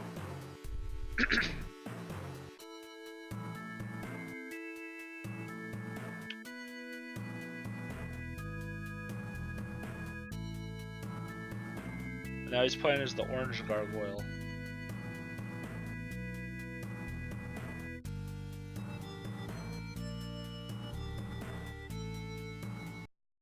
I think it's the same guy. He's just orange in here. No, he's got a different face. Does he? Well, maybe, I don't know. Maybe he is, but there is an orange gargoyle. Yeah, I guess it is just the lighting. I think he got a square face. But I want to say there's at least 4 of the good gargoyles. I know there's a whole team. Yeah. I don't think this game put the whole team in here, though. Dang.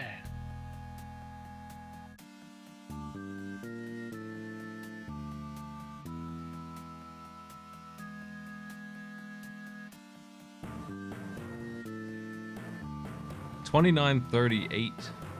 Our finish time here for Bendy Human. But nobody passed on anything.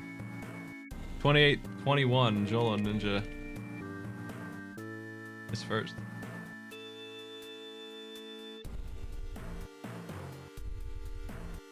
Hey, Tallman lost their perfect score. Oh no.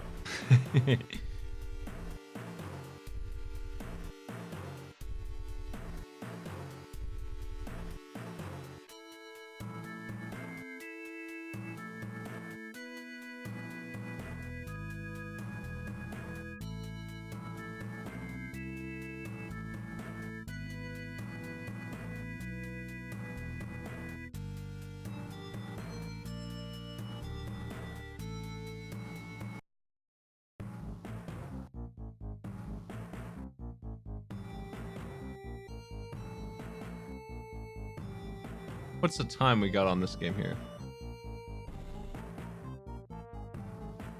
Oh. About 10 minutes for Jolo Ninja and Bendy. 11:30 and 9:35. Here's some pixelated Bubsy. Pixelated beyond all words.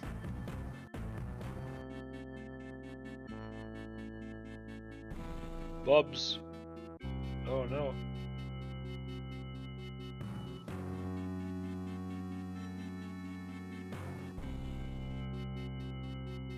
Hey, Tallman having some trouble with this very rude section. That doesn't surprise me, but 2 people beating it does surprise me. Gravian's on it now, fighting for 3rd place with this garbage jumping. Star Wars ultimately costs Gravion everything. Oh man, there's spikes.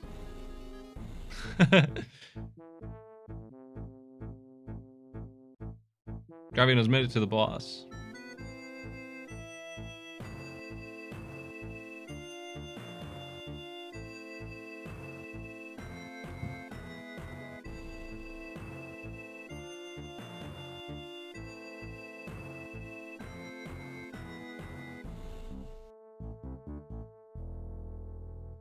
This boss is all about stopping him before he can shoot his lightning. It's malarkey.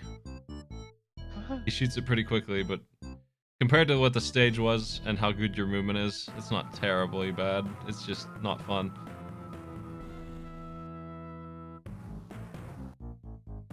He certainly does more damage than he should.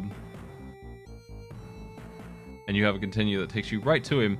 It's a fight for 3rd right now. Both people on the boss. Zero's already had a couple shots at him.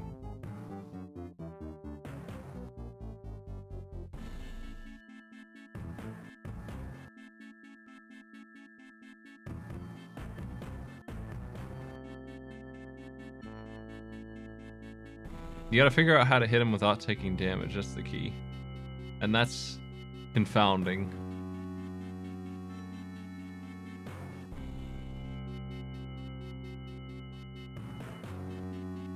Zero's using the down attack.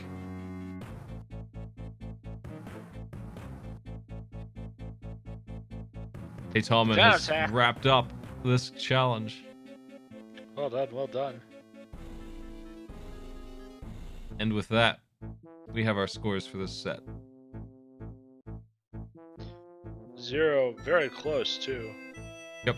After having some initial trouble. I think Zero did the best in this game. Yeah. They just lost so much time on Star Wars. Dang, Star Wars, man.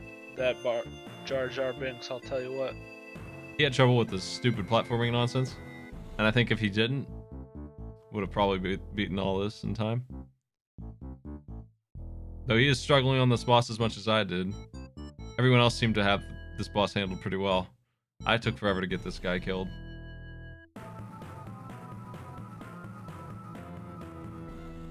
He counters. And he strikes you with lightning all the time. And he just doesn't take damage at all. He takes so long to kill. He's so miserable. He kills you in 3 hits.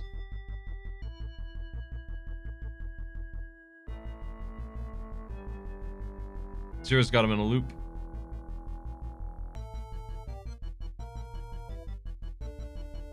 This is the strategy right here, man. This is speedrun stuff.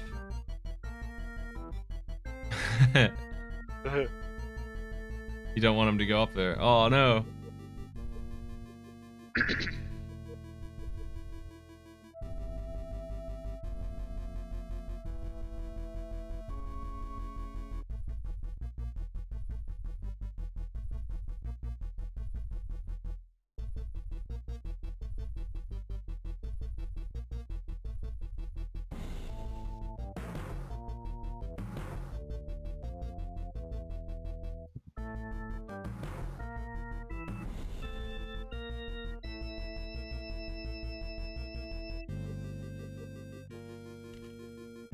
Can he do it? Can he beat this Viking guy? Oh, he looks. You got him in a pattern.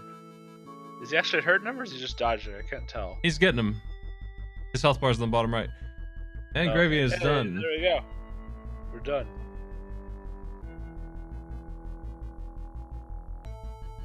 The Viking army invaded the Rookery in a savage attempt to destroy the Gargoyle A! Hey, Tallman is 33-34. And Gravion is 36-06. Pretty close. And definitely 5 minutes lost to Star Wars at least. That lead. Ice Age gave him some trouble too in the end. That auto-scroller stage. We have another group ready, and they are 7 minutes overdue. We gained some time back there, right? Yeah, these players did really well. I need to duck out for now. I gotta get some food. I ain't eaten today. See you later, Catswood. Thanks for joining me. Thank you. Have a good one. Bye.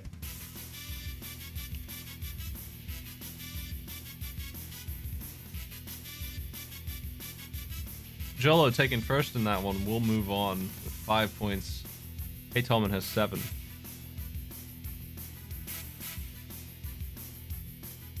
Our next group is B. It's their first race. I want to set that up right away.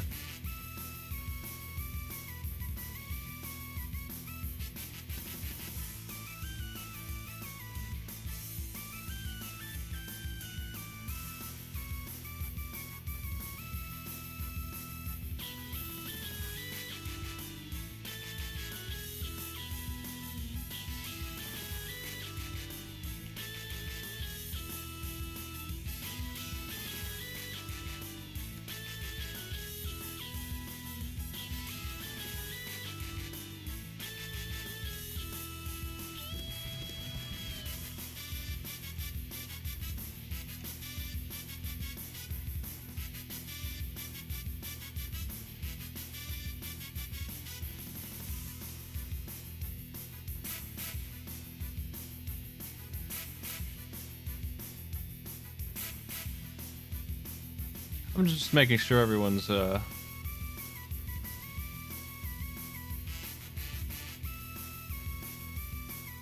in here.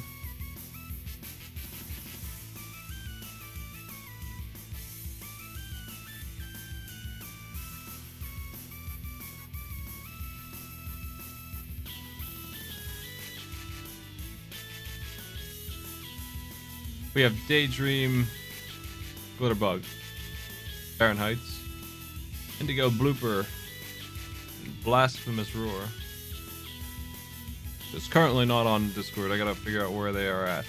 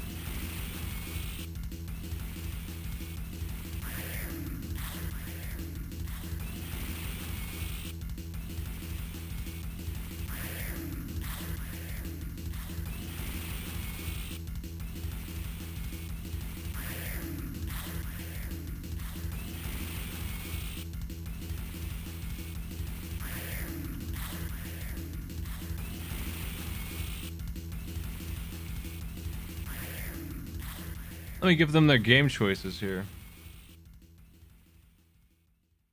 Let's see what they pick.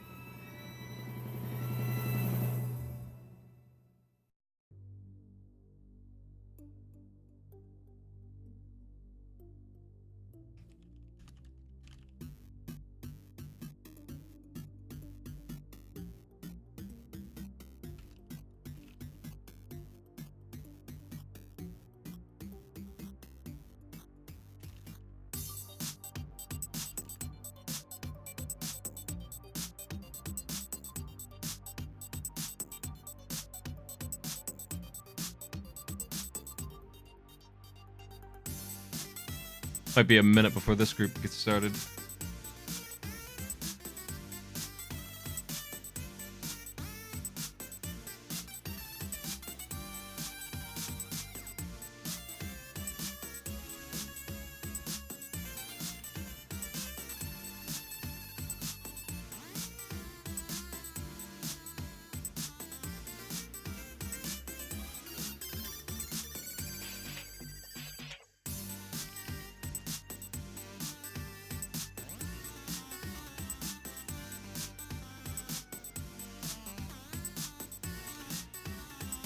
We're doing the platypus pack. Let's see what we got.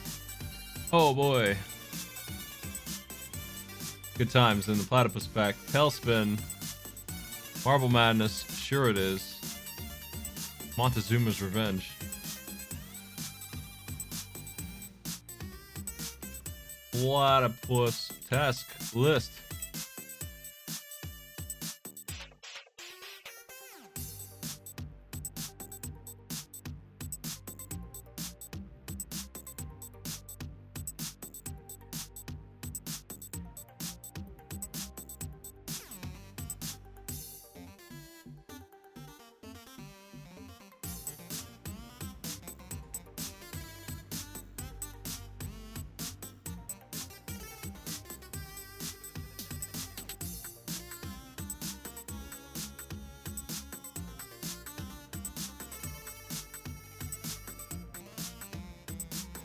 Oh, I should clarify. There seems to be some confusion. Tailspin. PC Engine.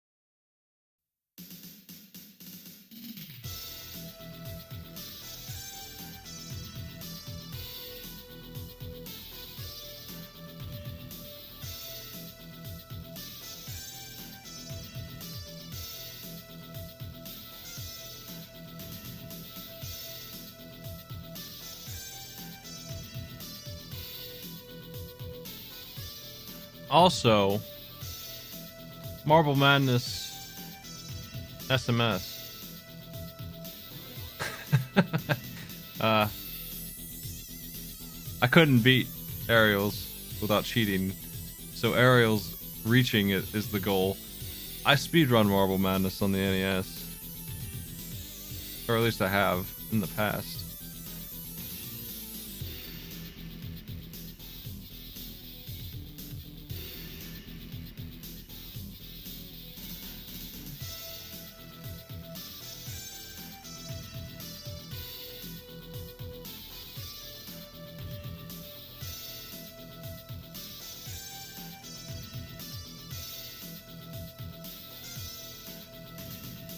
I'm waiting to see Tailspin on everyone's screen.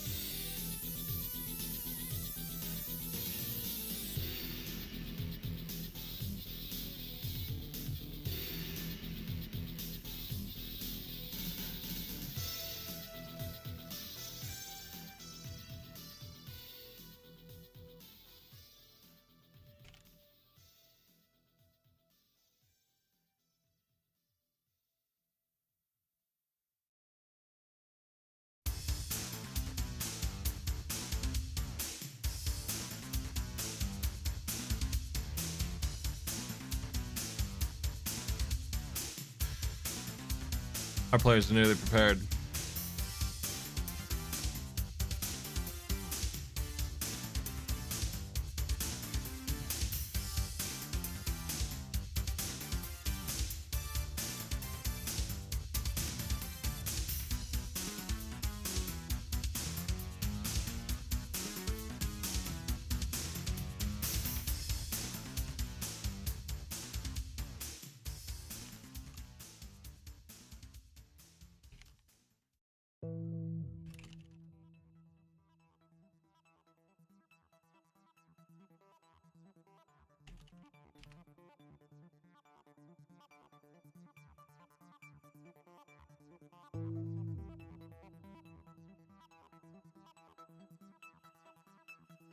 It's time for Tailspin. I have the OST here.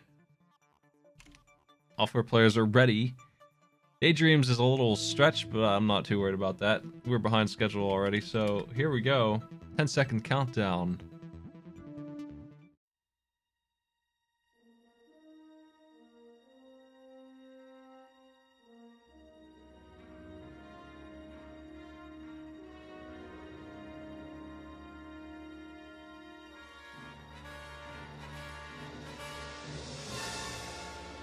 This is the show's OST. Let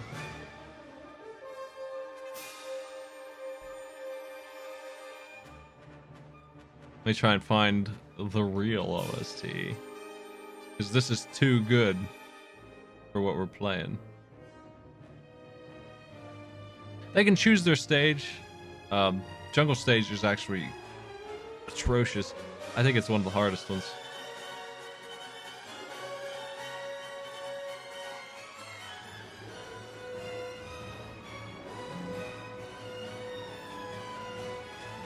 This should be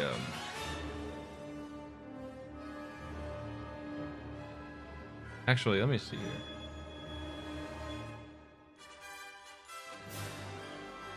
$15K points for Montezuma.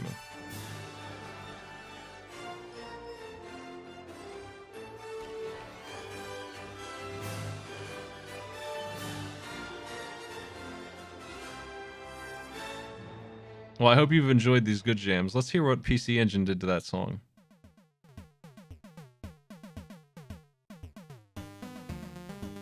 There's the theme song that we know and love. I have no idea what the hell they're picking up from these enemies when they kill them. But Blasphemous has already cleared all the way to the boss, so maybe I'm the fool here. Maybe I'm just bad at this game. If you fall here, you get sent back to the start of this little water section. It's a lot of tough jumps. Level 1 gave me a brutal time. The boss sucks too, but they're here in 2 minutes. Maybe they'll actually beat this. They done well.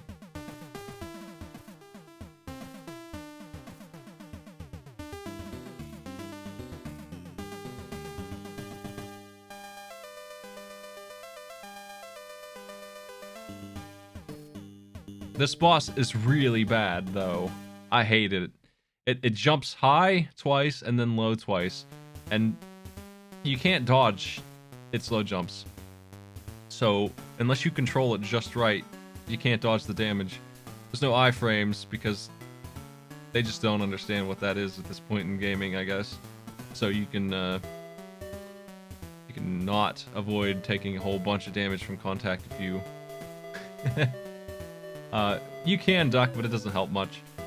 You can burn the boss down from full health if you do it right. Farron has beaten it.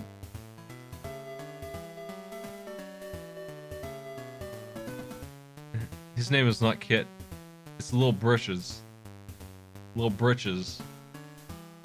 Game just confirmed it.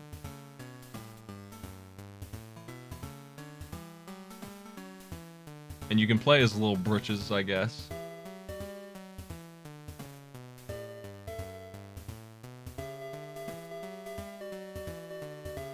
They have to do this dumbass bonus round to get to choose their second level.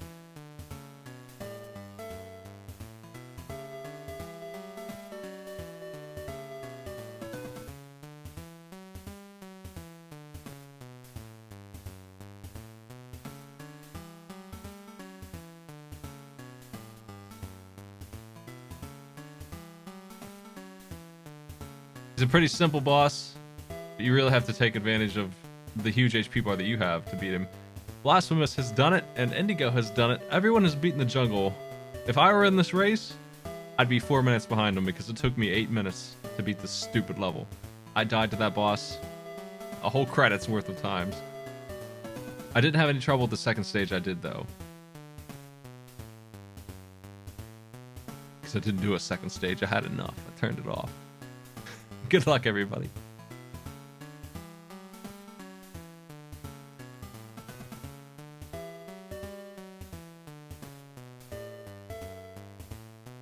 Oh, there's a 1-up in this bonus. Nice.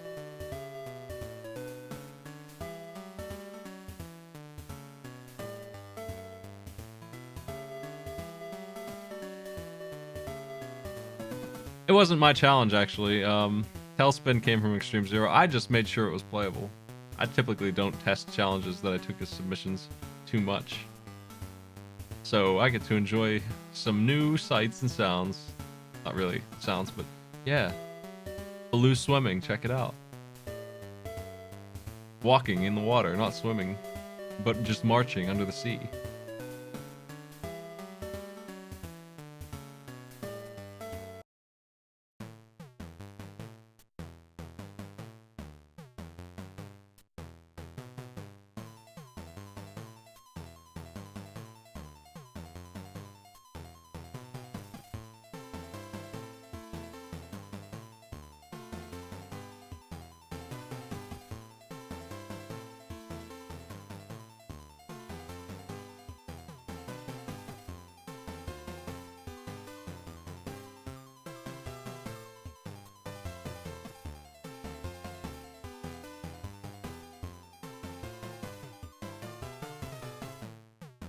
The water level seems like absolute poop.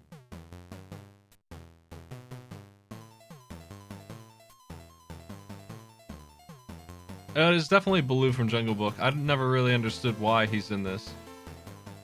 I mean, he's the freaking main character, really, no matter how you look at it, in this show. And they gave him a new sidekick and a boss who's mean to him. And they fight a bunch of pirates in the sky. There's also a Tiger Man. It's Shere Khan from Jungle Book. He's just a business dude. He's not really a bad guy. He's just like a rich jerk. But he's never necessarily evil or anything, really. He's not like the opposition most of the time. He's just there doing his thing.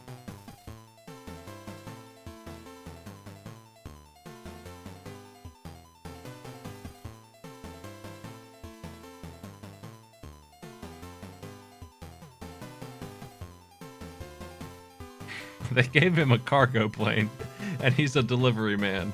He's the Futurama crew, basically. He just flies around delivering packages of nonsense.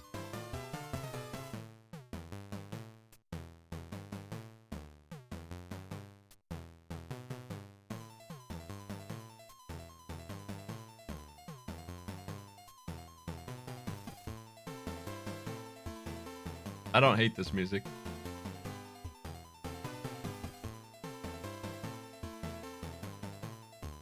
Baron is working on the boss. Oh, 1 HP! 1 HP, man! Damn. Well, the continue is very generous. This is also something I noticed, is that the continue system is very friendly, so I just assumed this challenge was okay at that point.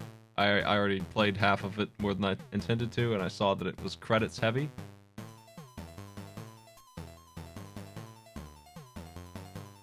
So I think these two are gonna finish, no problem. Meanwhile, Indigo Blooper is in a Metal Gear Solid situation here.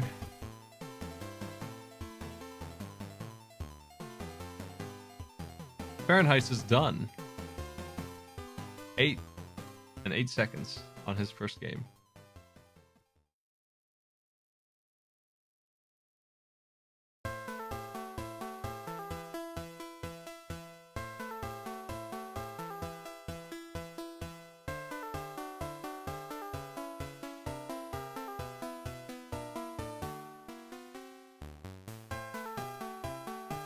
Man, Blasphemous died to 1 HP, just like... Okay, so here's the SMS version of Marble Madness. All of your favorite tunes are ruined. All your controls don't function anymore.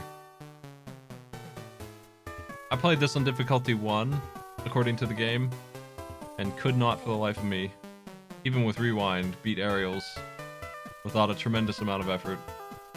And Aerials is not that hard. For somebody who knows the game, it shouldn't be that big a deal. Blasphemous has beaten this thing and gotten his token.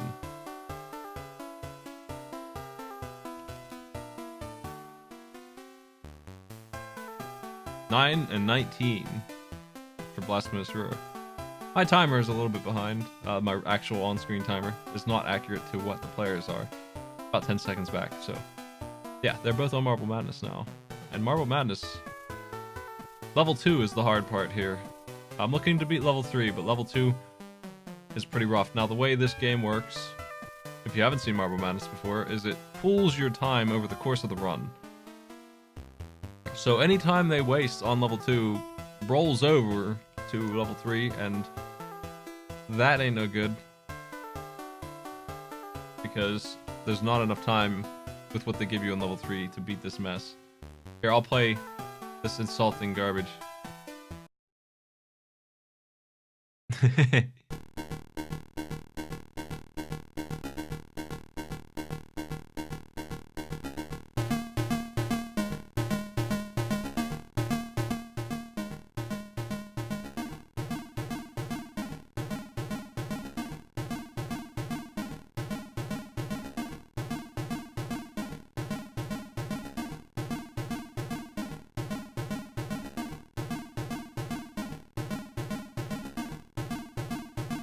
Man, that black marble has never been such a huge obstacle before. He is just menacing. You still get time in this from the wand, but I only got one single time bonus. Just randomly, the game decides that you deserve 10 seconds. It pauses the game and gives you 10 seconds. They don't have to beat Ariel, they have to reach it. This game is so much harder. That bridge the Blasphemous is dealing with is not supposed to move that quickly. This is more accurate to the arcade version of Marble Madness than the NES game is, and it controls way worse. Fahrenheit's is done. He has finished this challenge. Nice work. Time for Montezuma's revenge.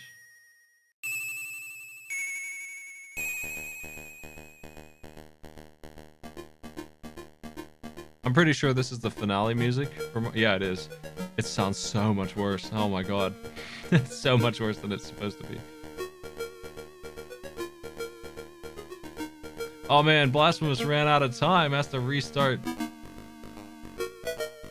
It's a short game though, it really is, so even this nonsense.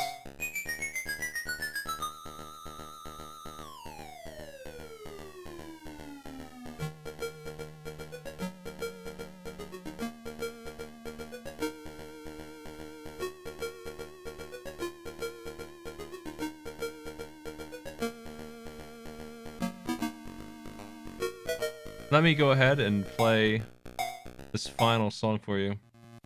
This is what it's supposed to sound like on the NES.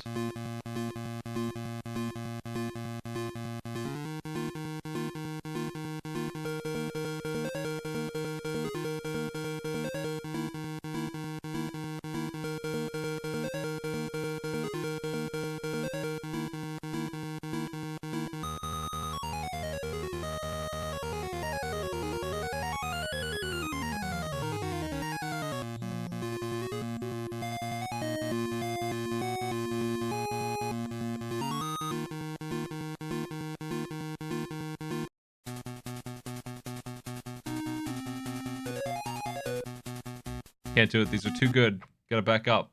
Let's go back to the SMS soundtrack here.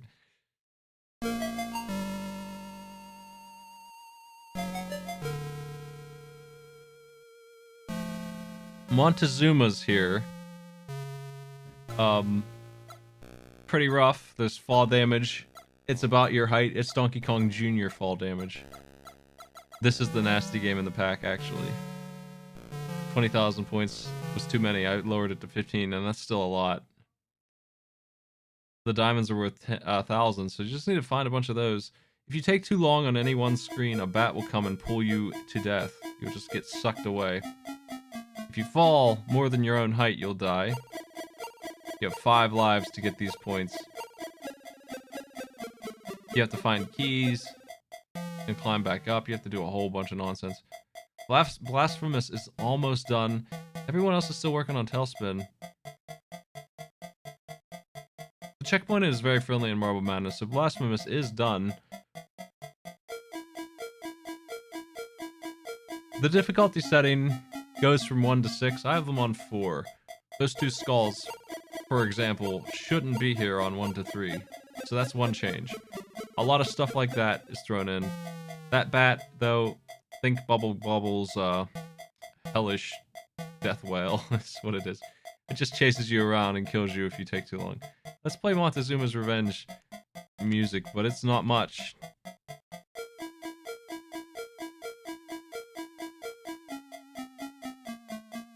So when you walk in, it just, it plays a jingle. I'll just load it. I don't know an easier way. Let's pause this.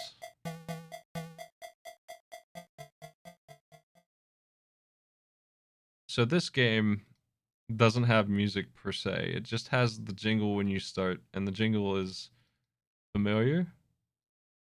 Platypus.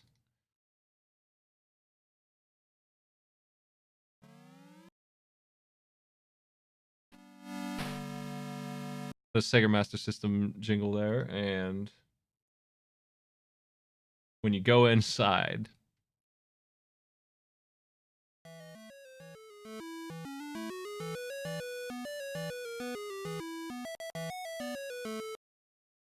and that's it.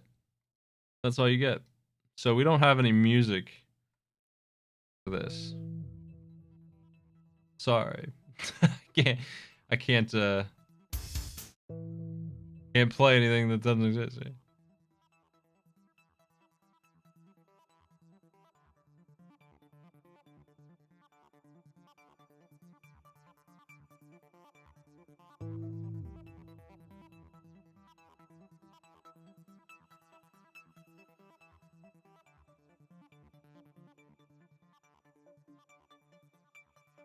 This dumbass game. So this has been a game that's been ported a couple times. This SMS version is probably the worst version of it. And it's ultimately just a puzzlish exploring score game. The screen that Fahrenheit's is on there, with the dudes guarding the ladder, particularly obnoxious because they take turns going up and down the ladder. And if you take too long, the bat will come kill you. He took 2 deaths there, which isn't preferable, but... I swear I have a mix of Marble Madness around somewhere. Somebody did a cover. Who did that?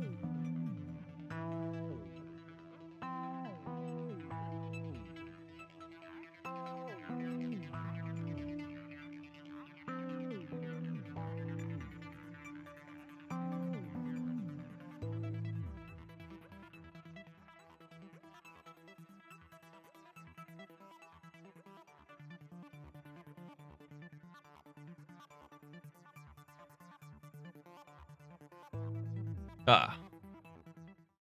I found it.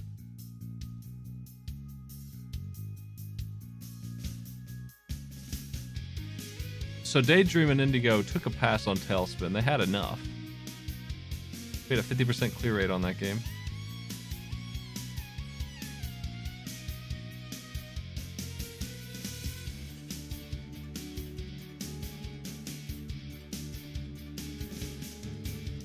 Interesting note, by the way, you see that fire on the end of the rope? That's lethal. I don't know why it is. It is, though. You'll burn to death if you touch that.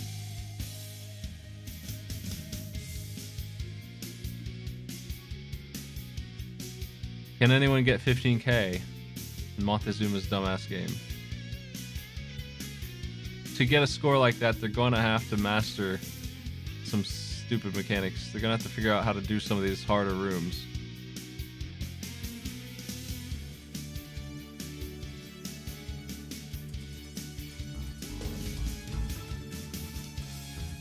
Our players pretty easily can get 2,000 or 3,000 here right at the start, and then after that they really slow down. Like every pickup is worth 1,000, so you just really need to find 15 items. It's not that hard to find that stuff, but it is that hard to actually collect it because these rooms suck and they get worse and worse the deeper you go. Like Blasphemous already at 6,000, no deaths, so it seems like they're easily winning, but you get to this room here and you have to worry about fall damage and skulls and just all kinds of stuff. Yeah, like you just got to figure out what to do here, and what you do is you move left and right across, because you can't jump down there. You have to, if you want those diamonds, and of course you do, you gotta walk to the equal signs like that, and then yeah, And you want the key too. You don't want to leave without that either. Probably, right? And then you gotta get back up. You gotta get back up there. Yeah, you got a time limit on these platforms. One nice thing is if you die to an enemy, it goes away. That doesn't help you much in the scheme of the 5 lives limitation that you have. Also, that was really mean, what they did to Blasphemous there. You can't actually reach that platform, it's a little too high. You have to jump across and come back. And you can't grab that pole without jumping either, so there's a game over. Yeah.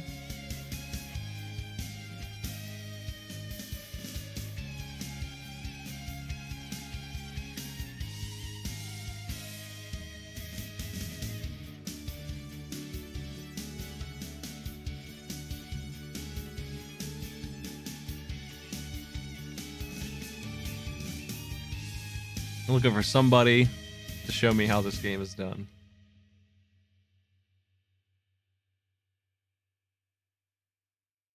I couldn't find a long play of the SMS version.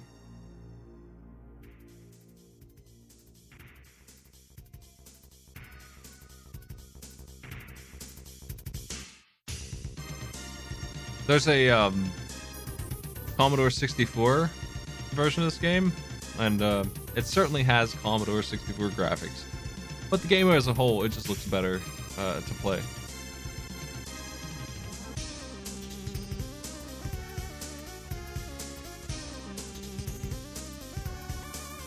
I'm not really sure what Indigo's issue is. Doesn't have an up arrow?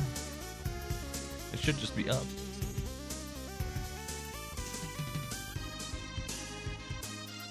That's the first time I've seen somebody struggle to climb the ladder.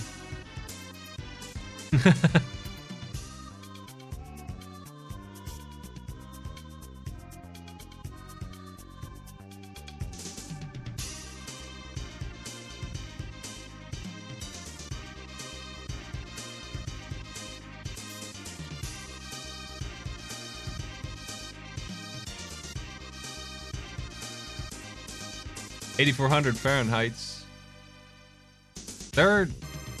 They're figuring out how to get the diamond, but they don't want the key. Fahrenheit's has a strategy here. Grabbing those 2 diamonds, turning around, trying some other rooms. Sticking to the top might be the plan. Just do not do the garbage. Let me see what my notes say. My on-screen is wrong, actually. I told them to do difficulty 4.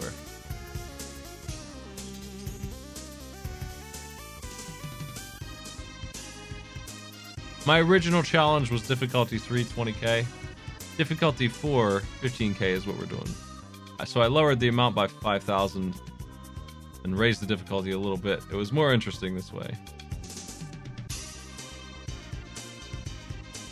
And Fahrenheit is really crushing it now. They have figured out how I did this. Same idea. Avoid bad rooms. There you go. Destroyed the skull, got the money. I think the sword kills the skull, and then the sword dies. Like, you break your sword on the skull and you get paid for it. So, Fahrenheit is finished. Nice work. With a crushing 23-14, is in first place.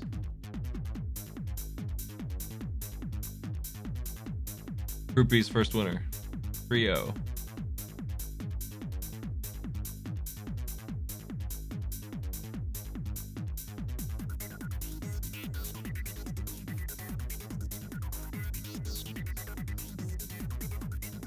Daydream is still working on Marble Madness. Level 2 is the hard one here, I think. Level 3 isn't so bad. I don't know what they're doing exactly, now that I look at what they're doing. They're having a hard time sliding on this slope. I don't know if they think they need to do something with this orb, but they don't.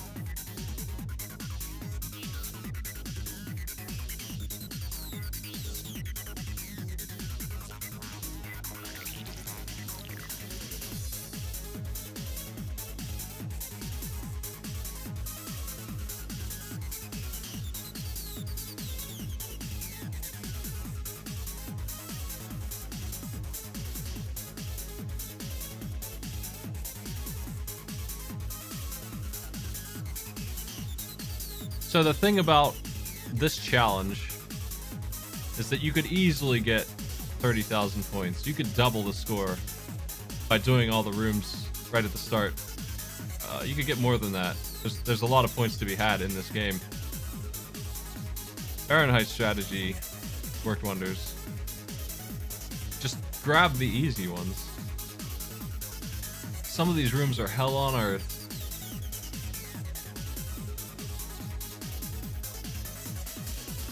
I hate that chain. That's one of the least enjoyable things in this. The fall damage, I would say, is the real enemy, though. Man, it sucks. Oh, man, it's bad.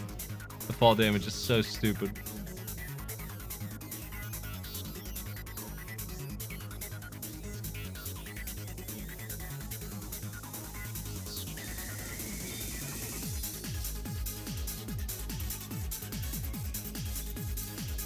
Fahrenheit just got hoisted by the platform nonsense.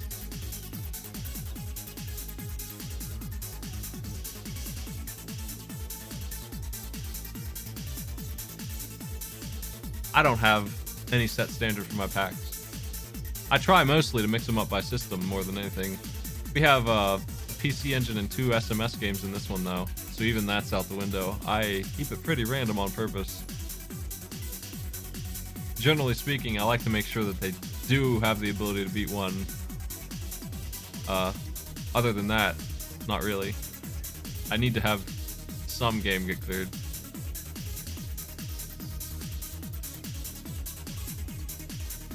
Oh. So, Blasphemous' room here. The solution, since the bottom of the freaking rope kills you, is to go to the bottom and jump off right at the end before it ticks up to come to the top where it's lethal again. It sucks. He doesn't want to go left, and that surprises me.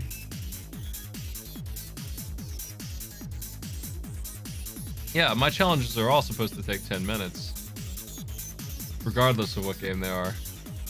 There's not supposed to be one that's impossible. If they're shitty, they're just shitty. Hard to learn, but it should take about 10 minutes in any case.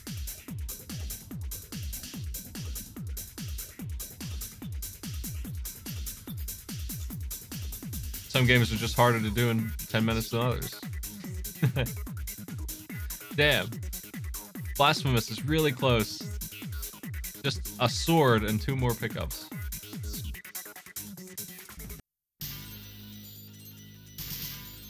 If they can just get this diamond set, they've got it. 15,950. Blasphemous Roar is second place at 2752. Nice work. Our second place player.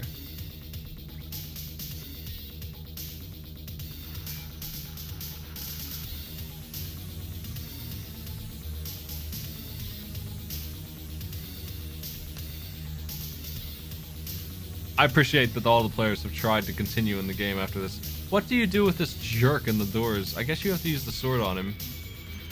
I died to him and wiped out when I played this.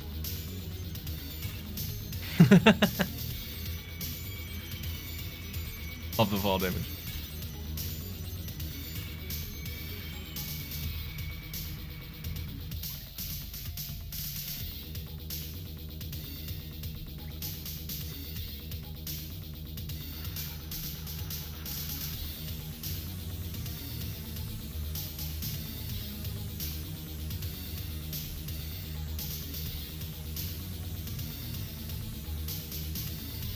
Trying to get Daydream's stream back online. We're still looking for third place here.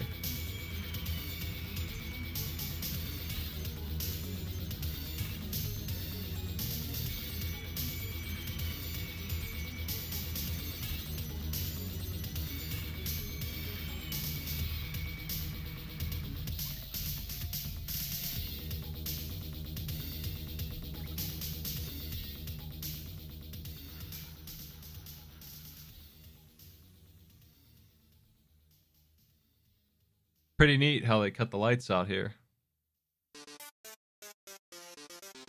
It's an appropriate song for your Montezuma exploration.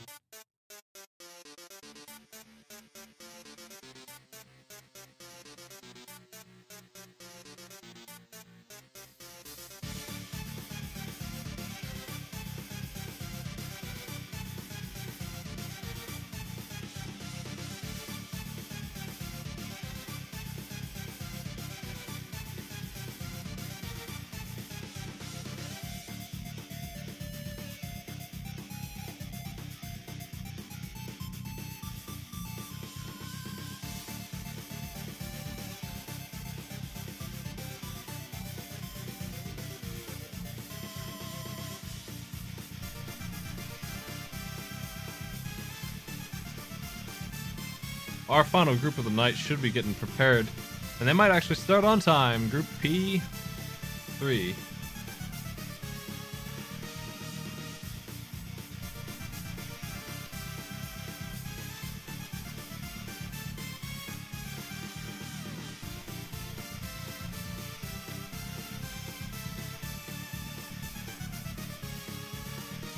I want to give them the Yeti pack. I have to be careful not to give Time Sucker one of his own challenges, so that's up to me. These are all 3 mine. They suck real bad. That'll be fun to watch.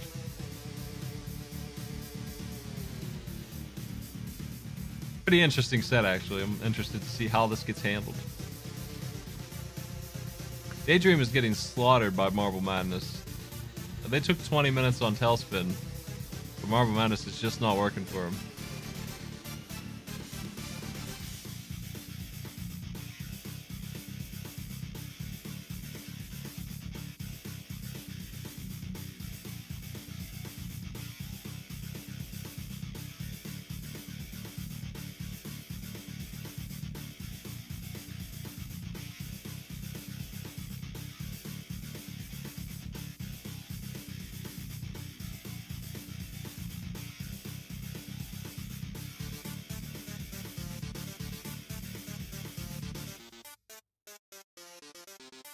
Daydream is moving on to the final game.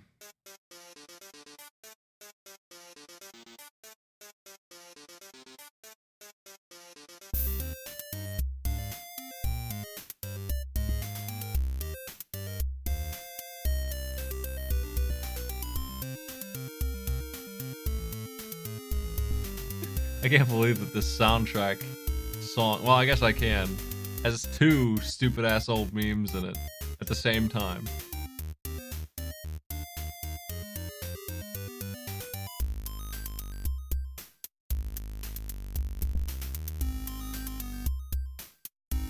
Damn shame, me boy.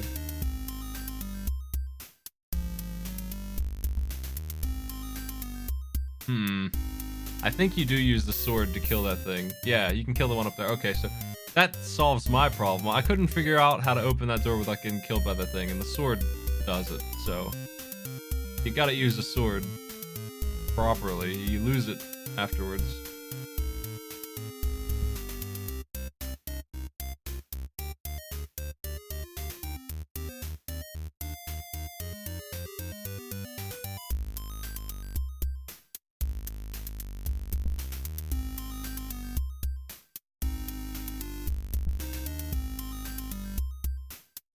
Oh.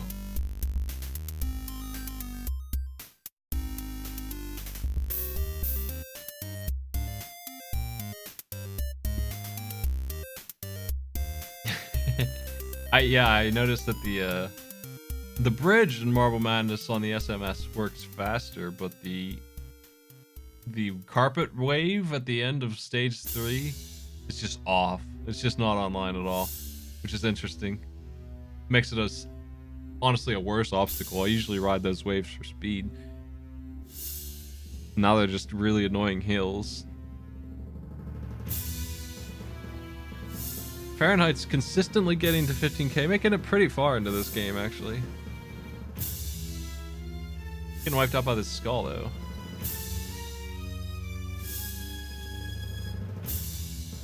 Damn. So you have to do a running jump to the rope, climb up, and then jump over the left. And it's a goddamn wall. It's a dead end.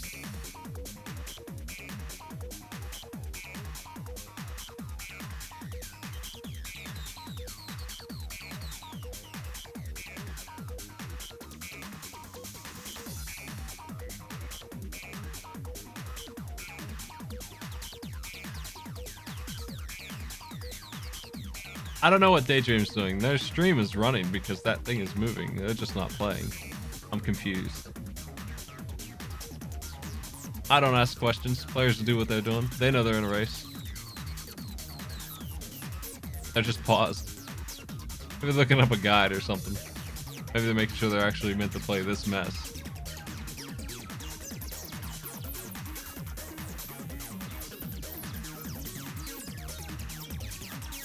I didn't ever look closely at those keys. They're key shaped.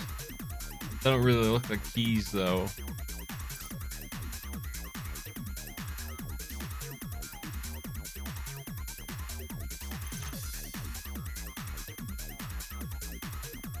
I love this dumbass room with the diamonds and the skulls. It's one of my favorite lessons about how this game works. Once you've cleared this room, you really understand what this game wants.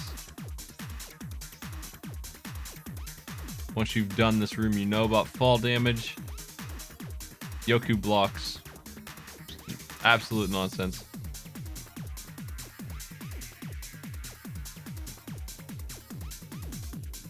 $10,500. Can they find more gems? It's too bad they couldn't get those 2 diamonds. Oh man.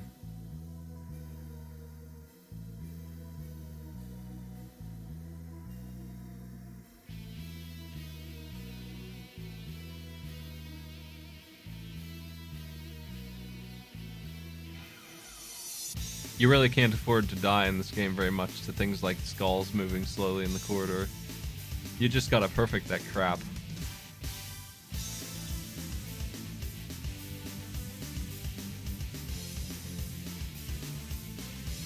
Indigo Blooper is passing on this game. 43-48 is their time. Now that, in real time, is how much time Daydream has left. So theirs is also a little strange. I gotta do some math here.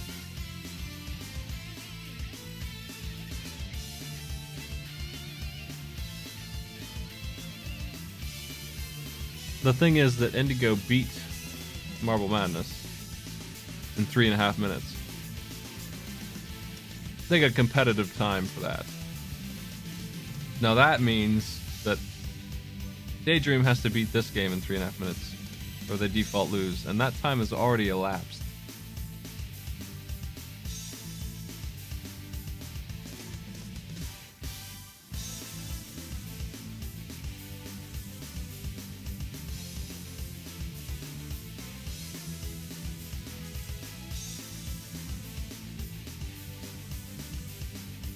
I think we're done here.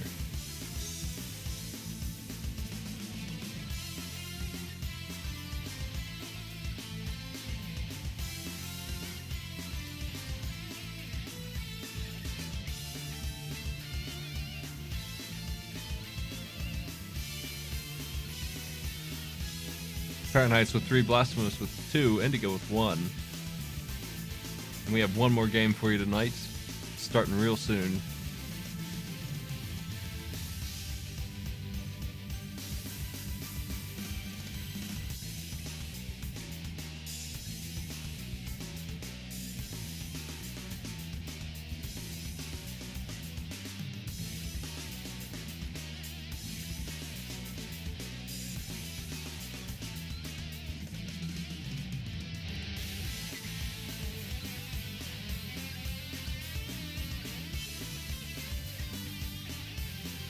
I know there's an ending to this game somewhere. Montezuma's tomb or whatever, but God, you gotta go through some nonsense.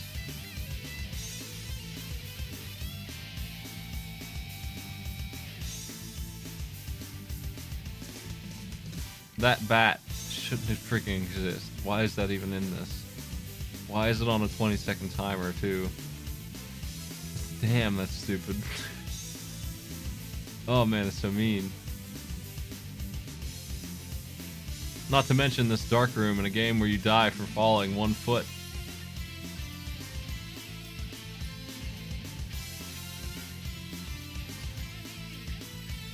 Man.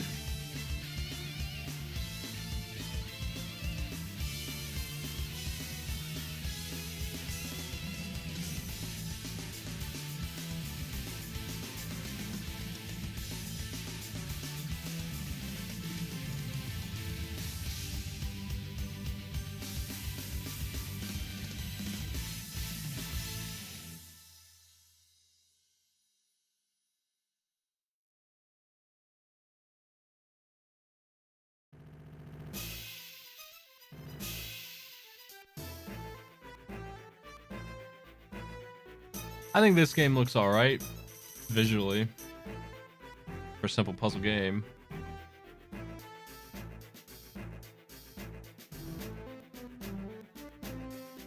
Keep losing Daydream speed. We're gonna have them knock their bitrate down next time. Maybe. We got a lot of ads today, man. Can't do much about that. The way I capture these. I could use my own server, but I don't. It's not using it because, and the quality suffers for this because I do get ads. I'm not using it because it's complicated for players to use it. I think we could manage, and I have used it in the past, but it's easier to just broadcast to Twitch.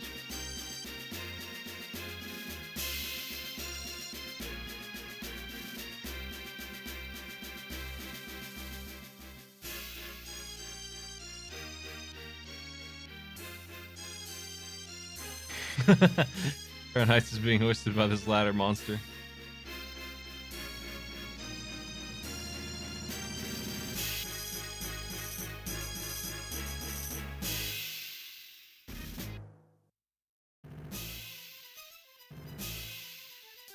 I don't think they can go here without a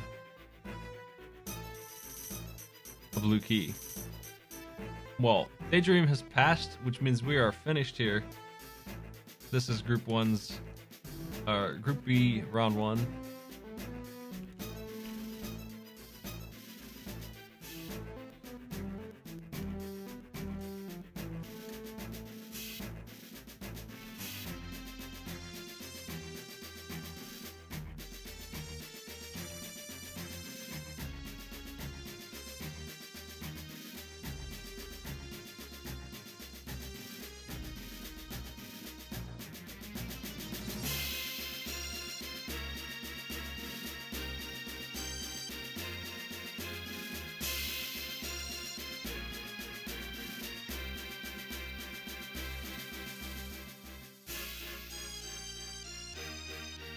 Our last group of the night. It's the last match for the P group. Now let me punch their names in here and see what we got.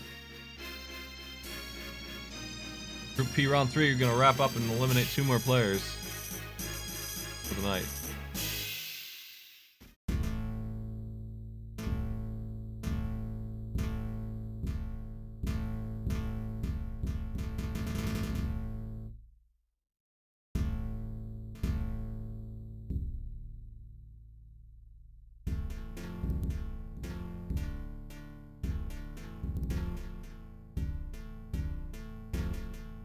You're gonna love these games.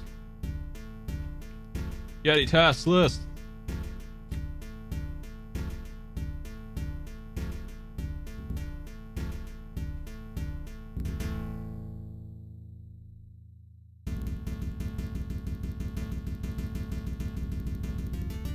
Dan and the Jungle Fighter. Mystic Defender.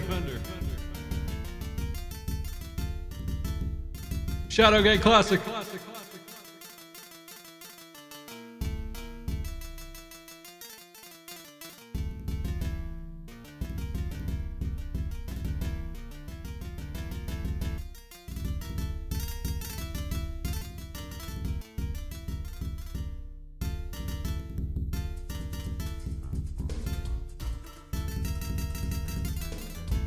Let's get these players set up.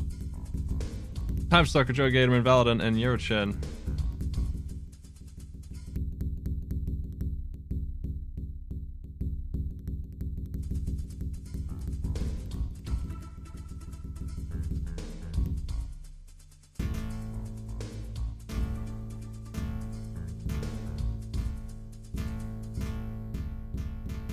There's gonna be a lot of death in this Shadowgate game here.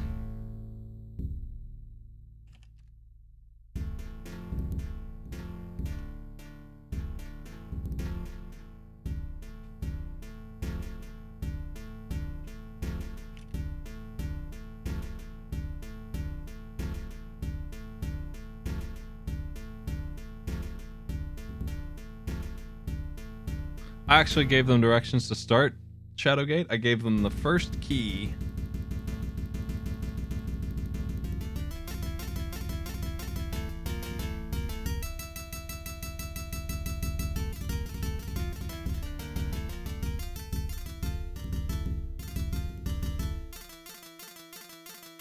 This Shadowgate Classic is the Game Boy Color version.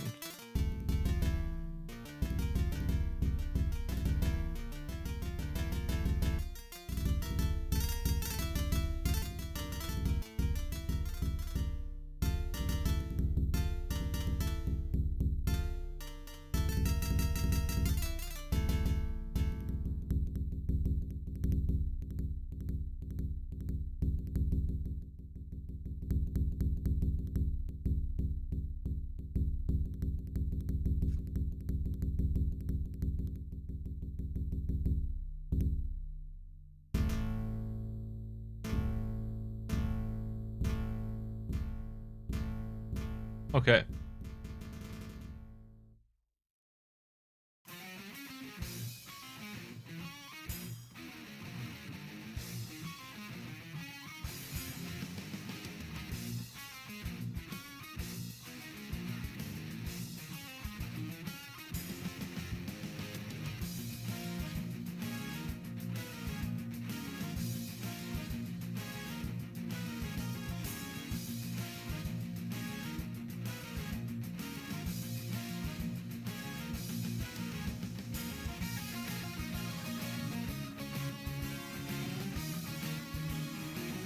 Dan and the Jungle Fighter, SMS. Mystic Defender. I played the Japanese version of this on a Gong Show recently. It's pretty good. Shadowgate Classic is Shadowgate. It's an adventure, first-person exploration game with all the menus in the world. Its UI is old as hell. Its UI is DOS style, but it's on a NES controller. This is the Game Boy Color version.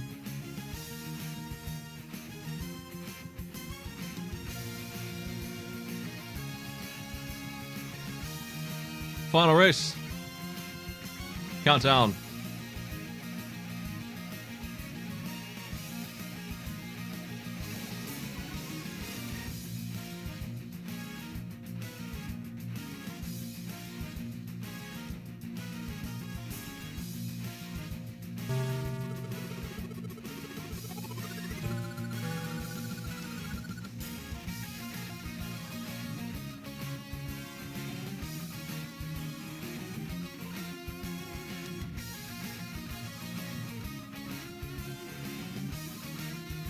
This game, Dan and the Jungle Fighter, has a submarine, and there's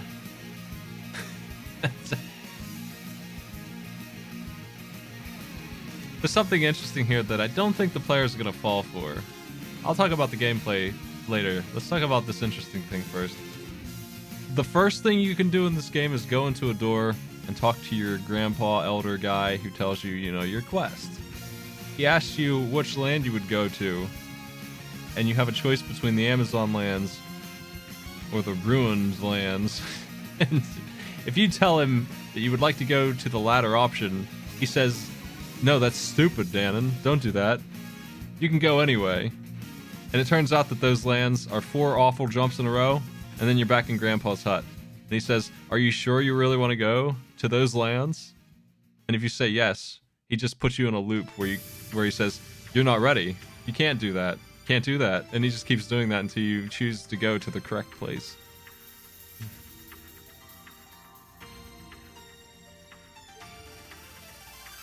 They're collecting their monkey heads, but you have a choice between 3 allies that you can summon at will. An armadillo, which just runs across the screen and does no damage to anything. It tries. You also have the monkey, which costs 9 monkey points. It does the same thing as the armadillo, as far as I can tell. And the hawk, which kicks ass and lets you fly for a bit. So for 6 monkey points, you can do that. It's very nice. Dan in here, I don't think will give anybody any trouble.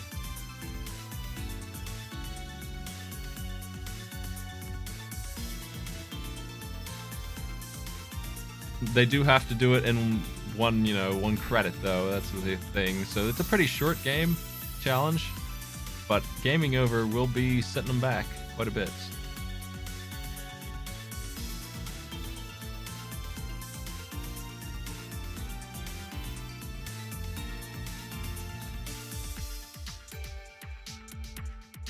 Oh, you heal in this by having an elixir that you find. And it automatically drinks it. It's misspelled there, but Valadon has it on screen right now. It's a full heal instantly. It just fills them back up. It's just an extra life. I mean, no matter how you slice it, that's all it is.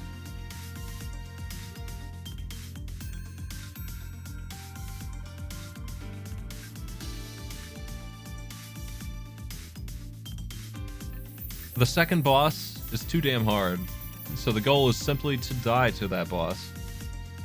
If I ever put die to the boss, it's either because I think it's funny, or because the boss is too hard.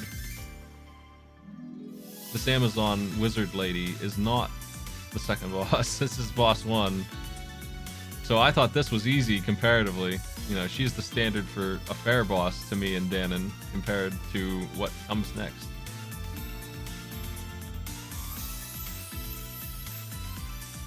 Now, Joey used an elixir there. That's why they're still going. Let me see what the score is like on this group.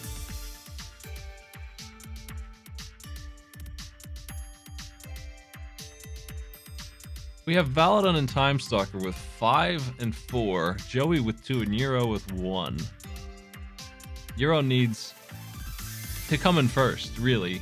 They really need to beat Time and Joey really well. They really need to get in there. They need to be first here and have Valadon get second and Joey get third. That would be how Eurochan could stay in the game. And it can happen, but it's a very specific circumstance. They need to get second place.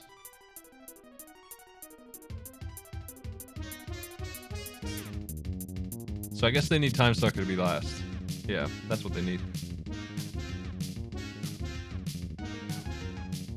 I'll load this game up. We can play some music from this.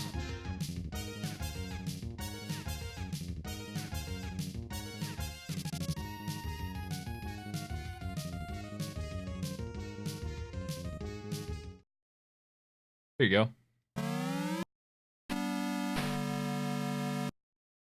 Love that jam.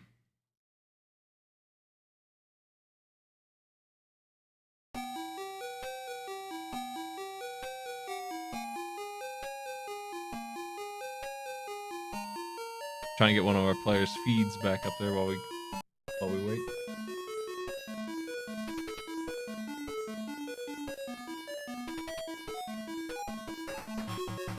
Oh, they're offline right now. Hopefully they're recording locally.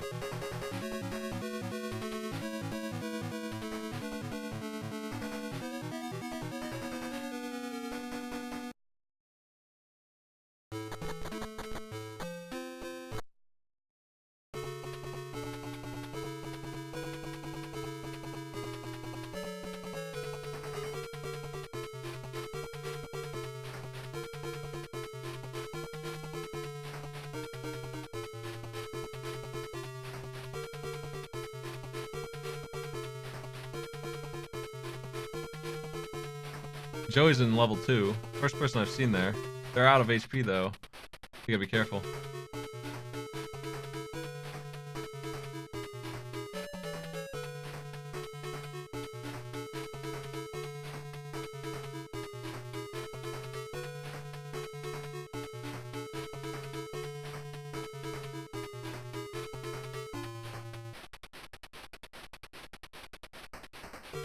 They're trying and not succeeding at using the bird.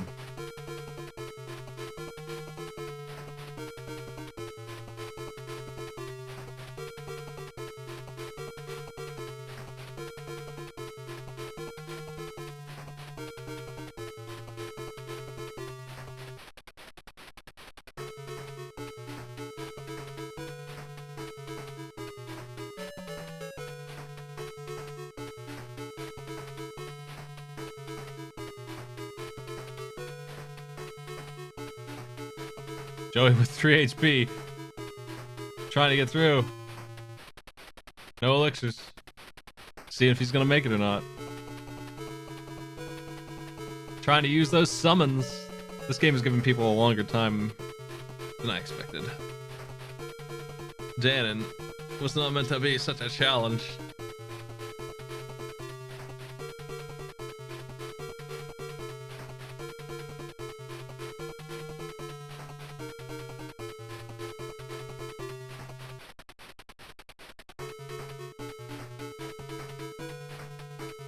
Joey's down. He didn't make it. Valadon currently in the lead now.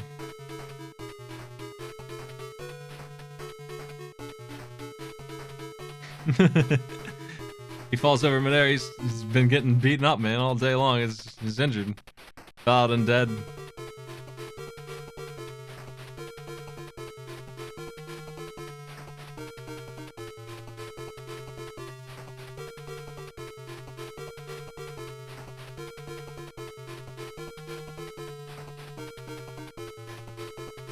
I think Joey was close. Now, Eurochin just found a pickup. That's one of the elixirs. I mean, that's huge. That's an E-tank. Exploring is really paying off. I don't think I would have made it as easily if I didn't either. But I used the bird too, and I told them the bird was good. I haven't seen anyone really using those. You have to work hard to get it. You have to earn a lot of monkey points to get that bird flying. But that E-tank, man, once you realize that's an elixir, and that gives you a full heal, and also leveling up, way more HP for leveling up. Like, you get 70 by the end of this if you kill things, so skipping enemies isn't a good idea either. You want to kill enemies, you want to not take hits, you want to get the elixir, you want to get to these bosses with a ton of HP. And probably damage too, honestly. Those things stack up, so we might not see a victory if players don't do this right. This is one of these times where opposite rules apply to these hard-to-play games. Leveling up matters here. Finding things matters. Blazing through the game is a bad idea. You're gonna run into an obstacle you can't overcome anymore. You can't climb over this wall at level 1 with 40 HP and no heals. This first boss, I would say, is one of those. Anyway, let's play some other music. That's all I've got for Danon here. Back to Whiteland F-Zero.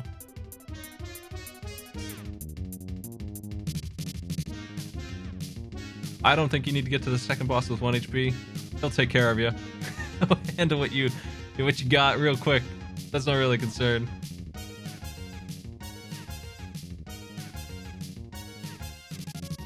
Eurochan's doing really well here. I wouldn't be ashamed to use a potion on the first boss. She's pretty tough.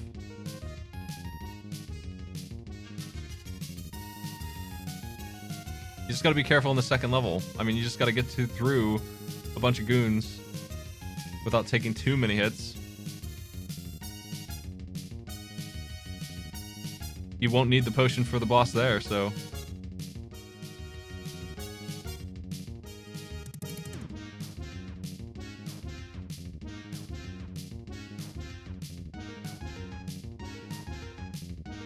it would appear that Eurochan is moving to stage 2.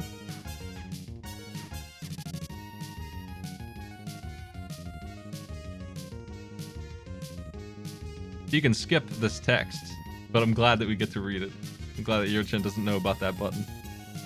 The other button. There's only 2. There's 3 actually. The third one resets the game. So, don't press that one. That one's not good for health.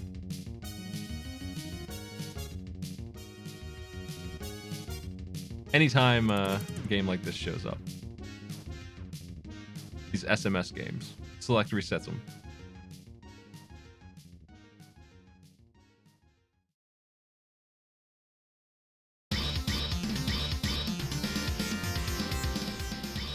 Duck game coming in there with the noise.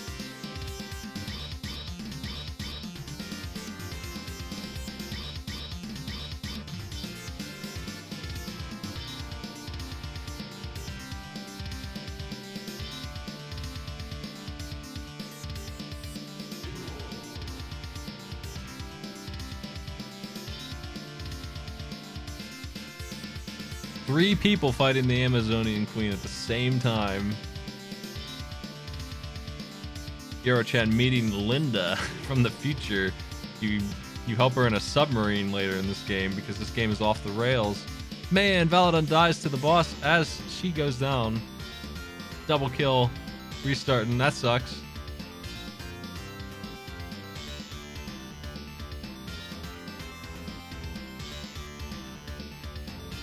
Yoro-chan's using the bird. Check it out. Yo, first bird sighting I've seen. You only get that little bit for all those monkey points, but it's still the best one. Like, that's just wildly good to be able to skip that section. That's going to be a huge help in the HP front.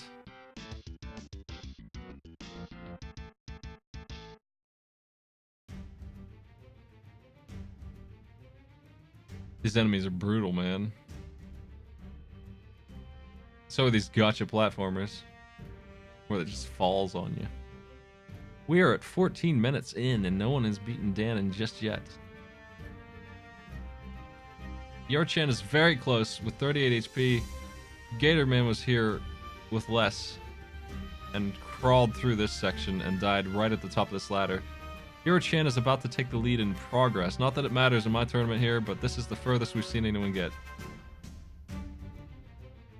I think this might actually be the last area. If they can defeat this, it sucks, but it is the end.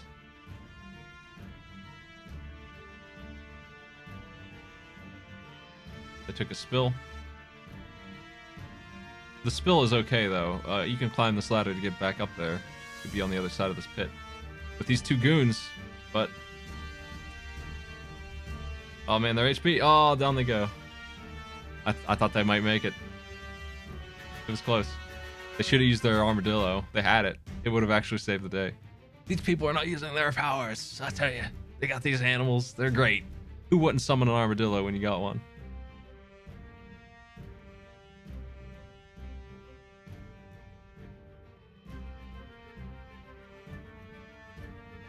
Time Sucker currently in the lead. Joe Gatorman right behind him.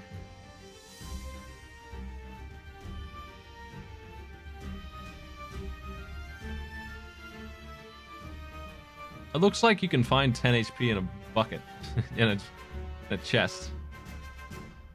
I think it's worth opening everything in this.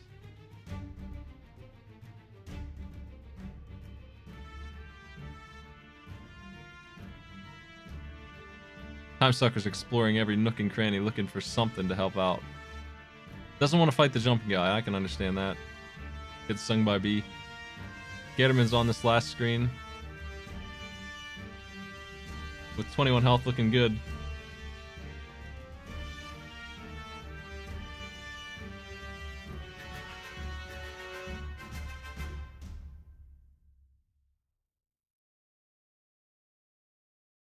This game gave so much trouble to the players, surprisingly. Here's the boss. Gatorman has done it. First one to advance. He has to deal with that healing potion, though. Oh, Time Stalker's there too, actually. Time Stalker managed to get there. He must have had a heal as well. Time Stalker is first. Nice work. I thought Time Stalker was dead, but Time Stalker was fine. Had a potion as well. 16-16 and 16-28. Finally, some people did it. Really amazed that this game was the troublesome one. We'll see how Mystic Defender goes.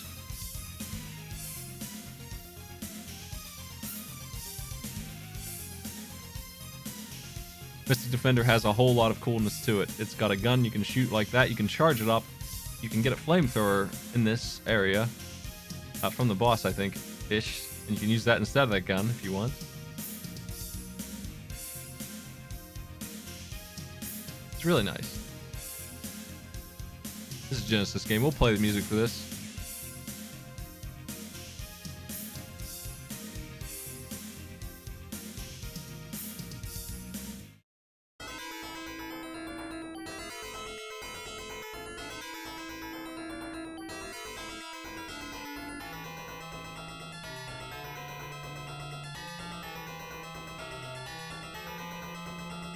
It's one of those things where if you charge just a little bit, it does way more damage than your pea shooter does.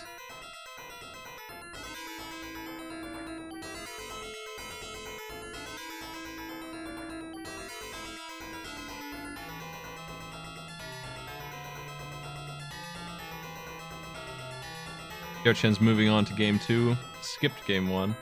Valadon has 2 minutes left to save some time on game 1.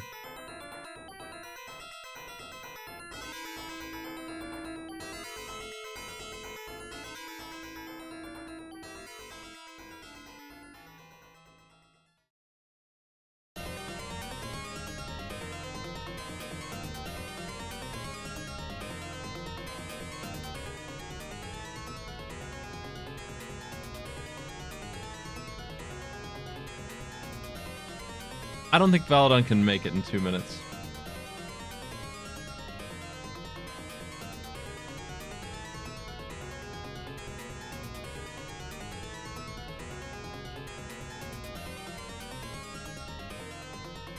The players are having a bad time with Boulder Man.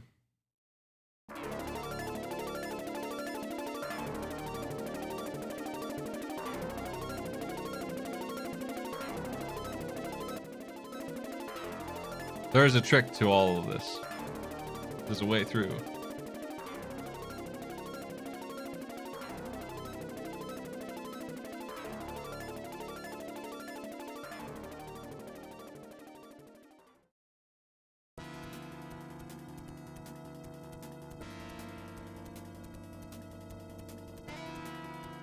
Time has the right idea, just needs to make it happen.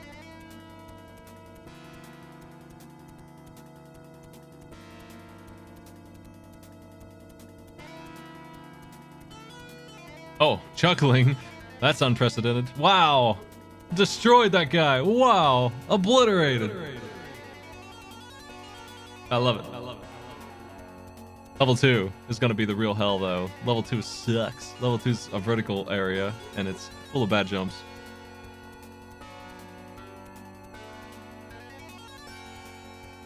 It's about time for Valadon to move on.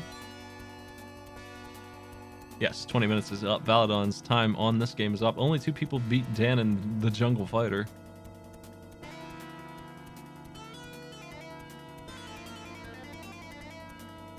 Joey struggling with this boss. Gyochen hasn't really caught up because they skipped that game, so they're a couple minutes behind. 3.5 to be exact. On Joey there.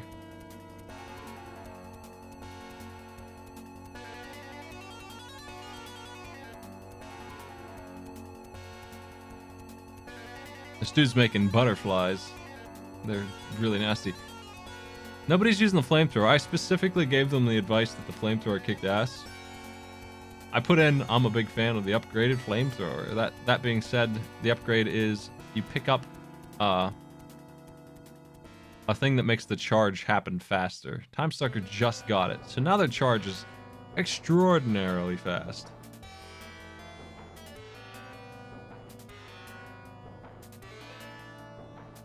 Now that they've died, they lost that boost, though, unfortunately. So, I mean, the gun isn't too bad. The flamethrower, though, very handy in this area. Time Sucker's running into the issue of the stage. Finding the way forward. I actually did terribly on this when I was playing this. And even so, I still made this challenge happen in time.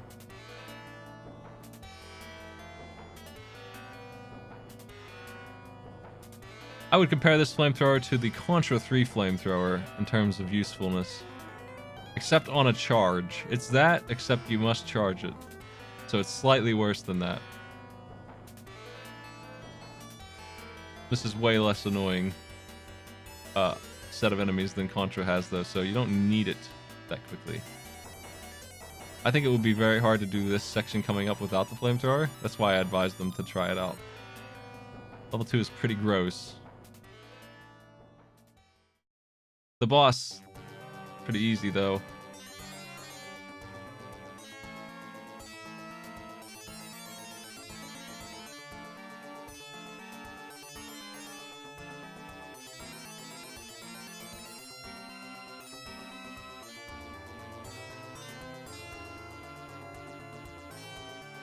It looks like Gatorman ran out of continues. Back to the start. Valadon still trucking with 0 lives left. I think we're gonna see everyone go back to level 1 here. Yes, we will. Paladin's down to the last hit. I'm telling you what, man. Their neglect of my advice. We're going back to the first couple problems we saw in the tournament where people just didn't read what I told them. And I can't say enough how important it is to read my notes. If I say I'm a big fan of something, you probably should try it out. If you're having trouble with something, it's likely that that is what I'm hinting at. There's the flamethrower. Paladin has equipped it for their second continue here. You can aim it. You can aim it up and down. It's very nice. I wonder if he'll try and do that.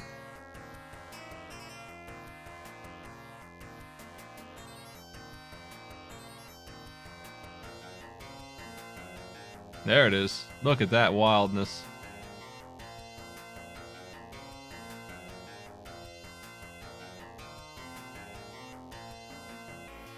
Yeah, so it sucks if you don't full charge it, and that's why you need the power up for it.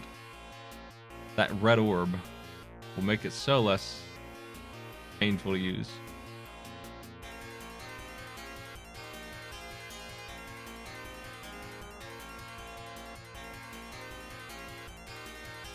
Time Sucker back in round 2 had no trouble getting through. Your chance working on this boss. Is this boss hard? People are having trouble with it. Time Sucker juggles it in the air like he's playing a fighting game. Everyone else seems to be having a bad day with Boulder Boss, who at this point I'll go ahead and say, if you're on the floor, you can't hurt him, he's a boulder. If you're in the trees, he can't boulder that high, he's got to jump up after you. Everyone seems to recognize that fact. That's really all there is to the boss. Staying away from him when he jumps in there and shooting him down. I think the problem the players are having is they're just straight up not charging their shots. There's such a difference in power between the charged shot and the non that I think it's taking forever to kill this guy. Hero-chan has got him. Level 2 in this game is pretty bad. Level 3 is much better. Level 2 they kind of dropped the ball. This vertical platforming, I never am a fan. If you fall in the wrong place in this, you start the whole thing over. There's a whole lot of enemies that they honestly just, the gun just doesn't work against them. You really should use the flamethrower. So anyone who's not doing that is just asking for trouble, and it's their fault. They were given a gun specifically for the stage, really. I mean, the game just gave it to them. It wants them to use it, and they're not. They're paying the price. We can see how much easier a time Valadon's having, clearing out these enemies who are too low to hit. Take more than one shot. The flamethrower burns them right up.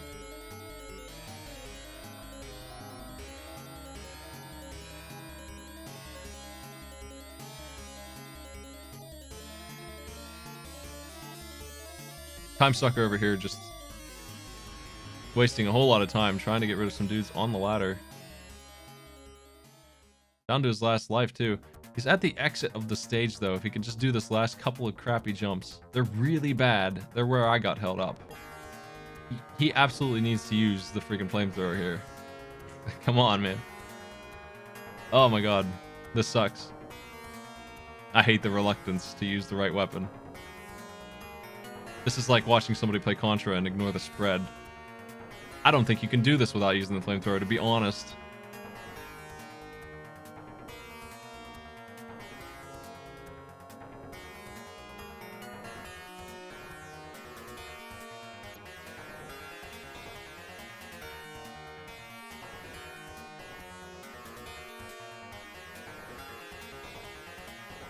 Is there a flamethrower in your game? Use it every time.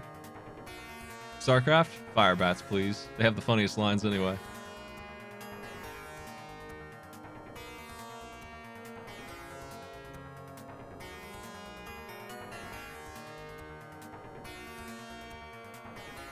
I don't know why I have the times on screen. That's my bad. I should have erased those a long time ago.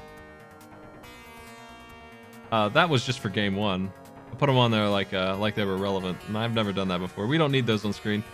I'm still hoping that the guy who's drawing the bot up will let me put in current times for each game on screen. I would like to do that. But that's not on my end. If it were, it would be done if I had the ability, the know-how.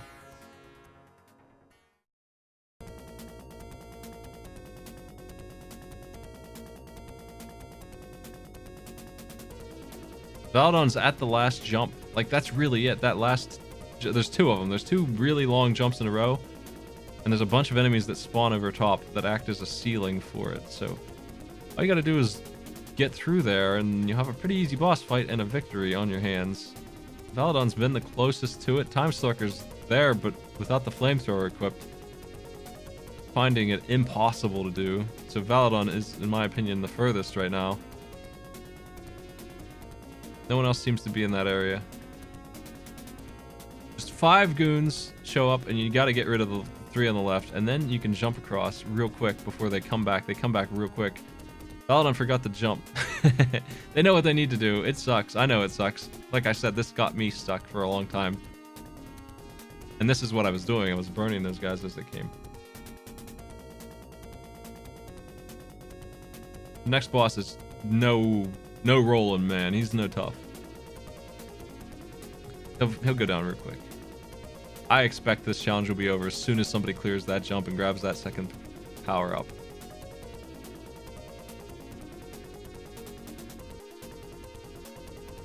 Valadon's cleared jump 1. We're getting there. Jump 2? Almost. Thankfully, they don't fall too far here. They can try jump 1 again. Oh, man. It's a nasty jump. It's nastier than it should be. I hate it. The new thing's not good, actually.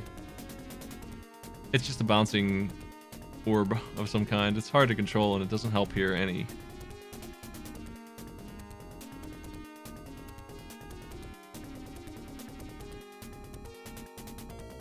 Time Sucker's made it across without the flamethrower. This relentless obsession with hating the flames. Gotta embrace fire to beat this.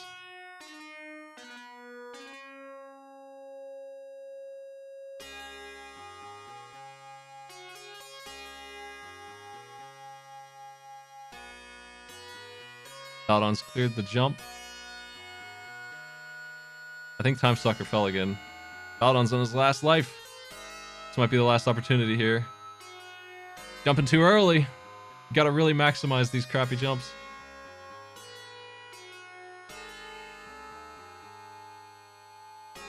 I think the second one is worse than the first. But it doesn't have these enemies showing up on the ceiling. He's across. He's fighting the boss. He's only got 1 life. But this boss is pretty easy. It's just a bunch of guys. They die almost as fast as regular enemies do. And there's just a bunch of them. You just wipe them out and move on. They also die to an instant fire. They just burn real fast. I can't believe he saw that the fire killed them instantly and switched weapons. Even Valadon, who was carried here by fire, has betrayed it in the end. And it might cost him the run because, wow, this sucks. Yeah, I think it did. I blame this idiotic decision to hate fire for all the players suffering. I don't get it. Literally sees the fire one-shot the guy and then switches to the worst weapon and gets massacred, just gets murdered, just shoots him like 6 times. The guy's laughing it off, sticks with it. Crazy.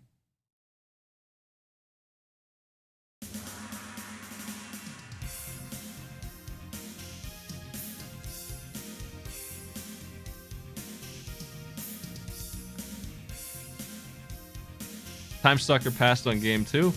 Is now playing Shadowgate.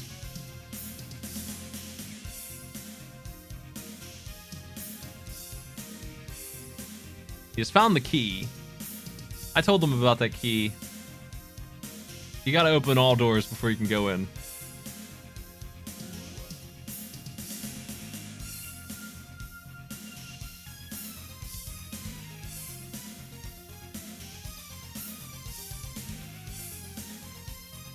Yo-chan is at the boss.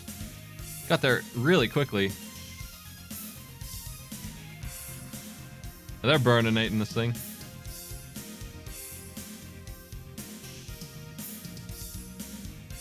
They've changed their minds. They're not sure what weapon to use. They're trying out the new one.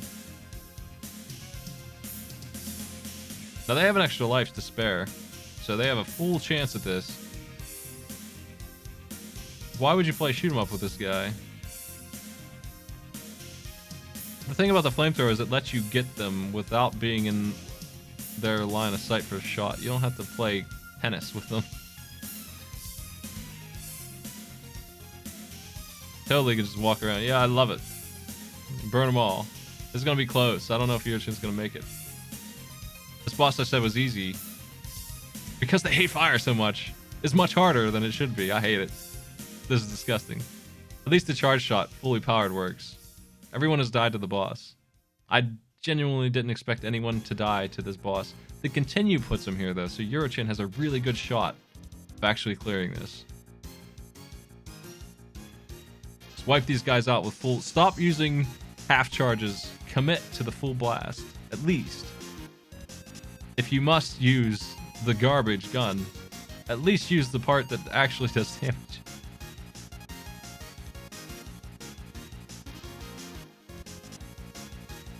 Look how much better it is charged. This is the other thing I didn't understand. Why don't they charge it? It's a Mega Buster. Can you imagine playing Mega Man 5 and not ever charging it? That's what they were doing. Because this does work too. Look at all those dead guys. He's wiping this out now.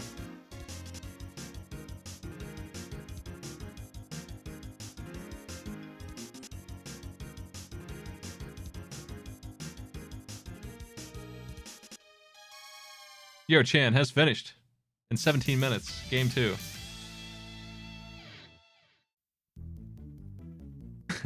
That was a randomly timed victory noise. But when you think about the odds of it playing like that, it's just amazing. I love it.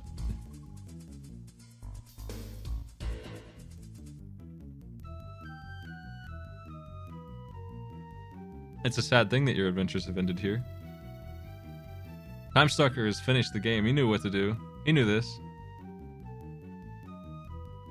39:31 is Time Stalker's final time.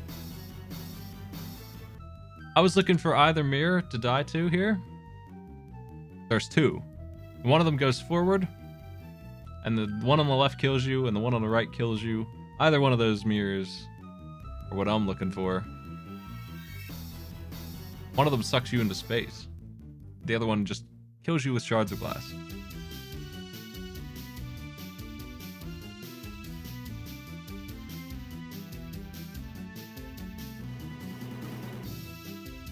Now, Time Stalker passed on game 2, so there's still a couple of minutes left for those who haven't passed on anything to clear Shadowgate, which, if they actually know it, if they know what to do in Shadowgate, handful of minutes.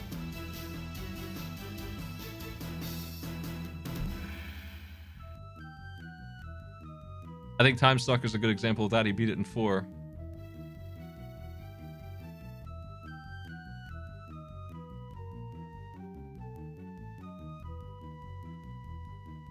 Joey's moving on to game 3. He took a timeout on game 2. Valadon's at the boss again and has time to save.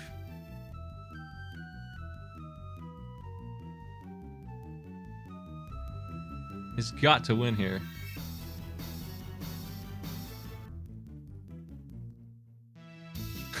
Jeez, man. Please charge. Oh my god, they take so much damage when you don't. This sucks. They take like 3 shots each. And they have iframes and they disappear. Come on, man. Charge shot. The charge shot must just straight up do 4 damage.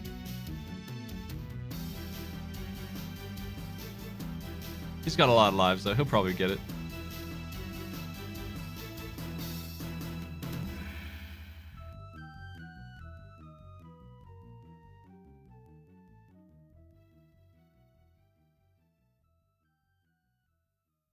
I feel like they think it's easier to hit them without charging, and it's like, okay, but what about the damage though? The damage. I used to have Mega Man 5 and the Test Your Smite handicap was no charge shots. And beating the boss without a charge shot took so long that it just added like 2 minutes to it. Even done perfectly. 1753, Valadon is playing the final game. Click the wrong screen there. Let's try and reload Eurochan here after we play some ads. My bad. We're gonna miss the intro to Shadowgate on the last two players. Let me get that OST jumping. Pretty good OST.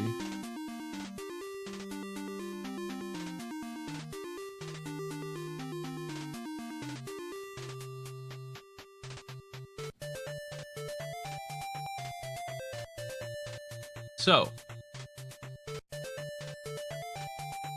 there's a key required to even get started. To move, you have to use the UI on the right. It's by itself by the map. You click the move button and then you click on wherever you want to move.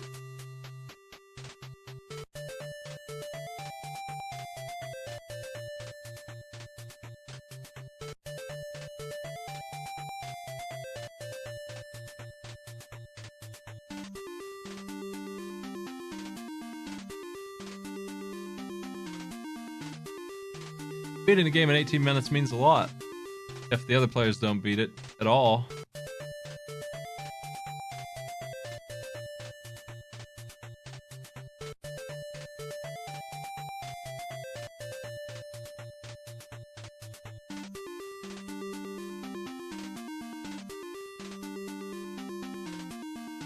I chose this as a challenge because there's some specific things that need to be done. There are 5 steps to this.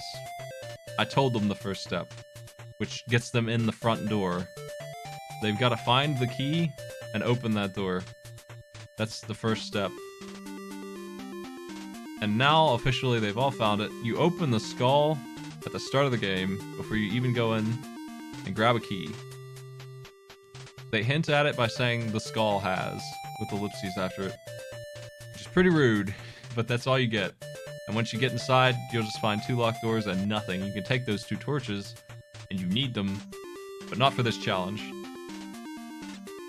And they have nothing to do with the door.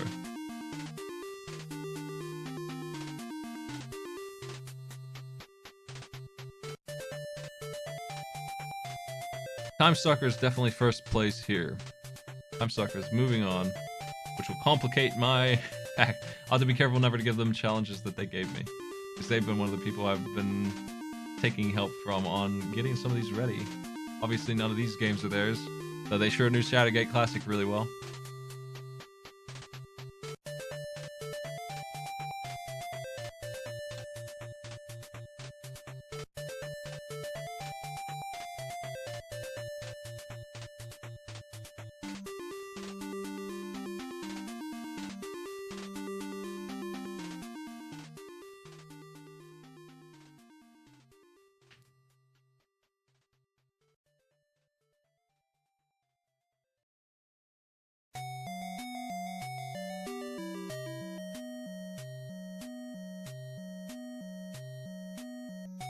This game has a pretty generous checkpointing system. You're expected to die a lot and it reloads for you fairly. It is extremely clunky UI, but it's not a mean game. Considering that you die all the time. You really don't lose progress for it. You go back like 1 room all the time. The whole time. So, no big deal. Now that might not be true the whole time, but at least for this challenge it is. There's some music in this that you might recognize. I'm gonna look for it. Yeah, here it is. Here it is.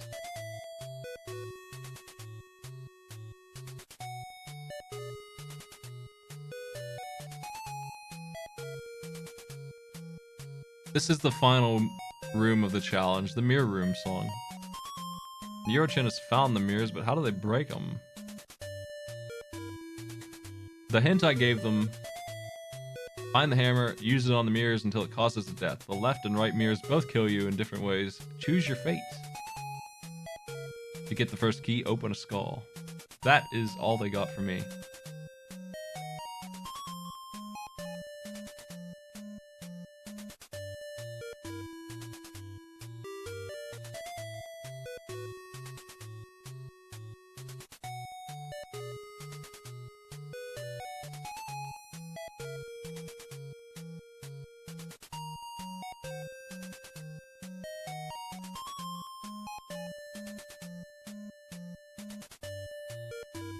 This is a game played on a keyboard. Would be better, right? Keyboard and mouse, where you don't have to click use and then pick your item out of a list. You don't have to hit take before you pick on a spear on the floor. You don't have to do all this menu stuff.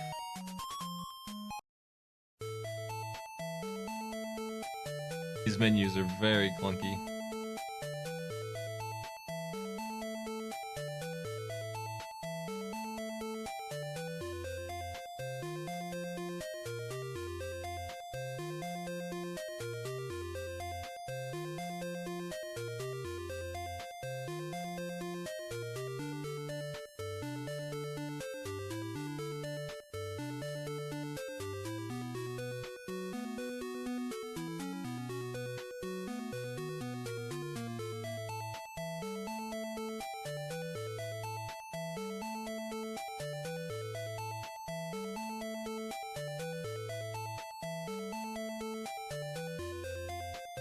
Let's hit Dragon Lair. Yeah, that's exciting. Boss music.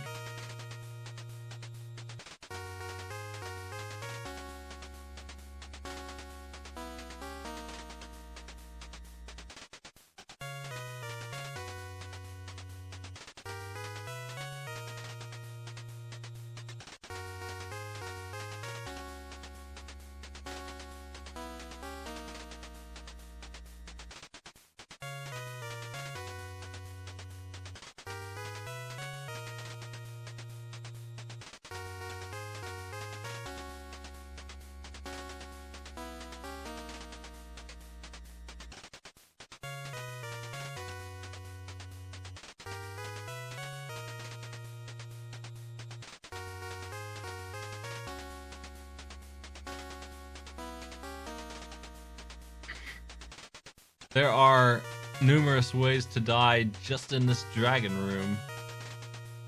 Across the handful of rooms that they should see in here, there's probably 10 different ways to die.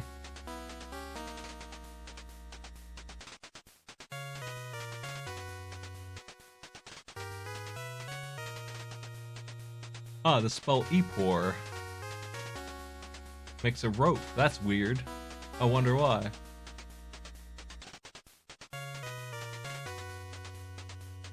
Crazy.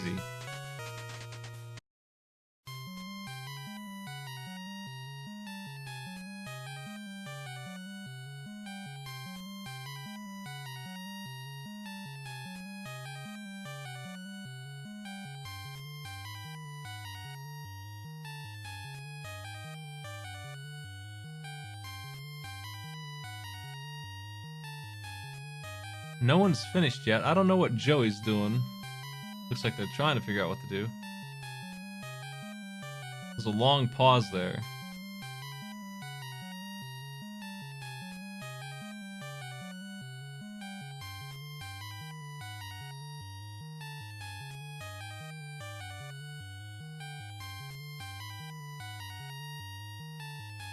Valadon is finished at 46-47.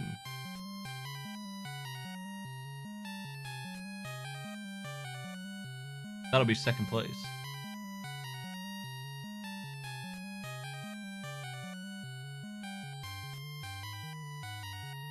But who's coming in third?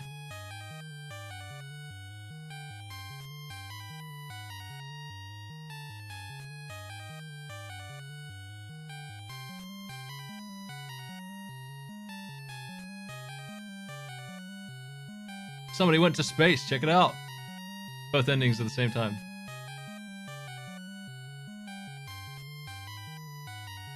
49-40, 47-29. Joey was further ahead because he saved time on Danon. Actually cleared it. Here's our final times. Joey gets third.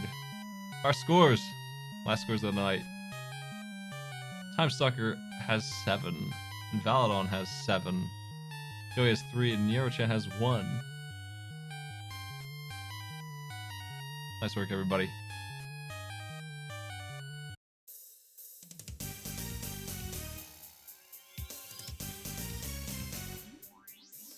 Yeah. a couple of minutes makes a big difference, actually, especially when people aren't finishing games. We've had that 2 minutes matter quite a bit over the course of this.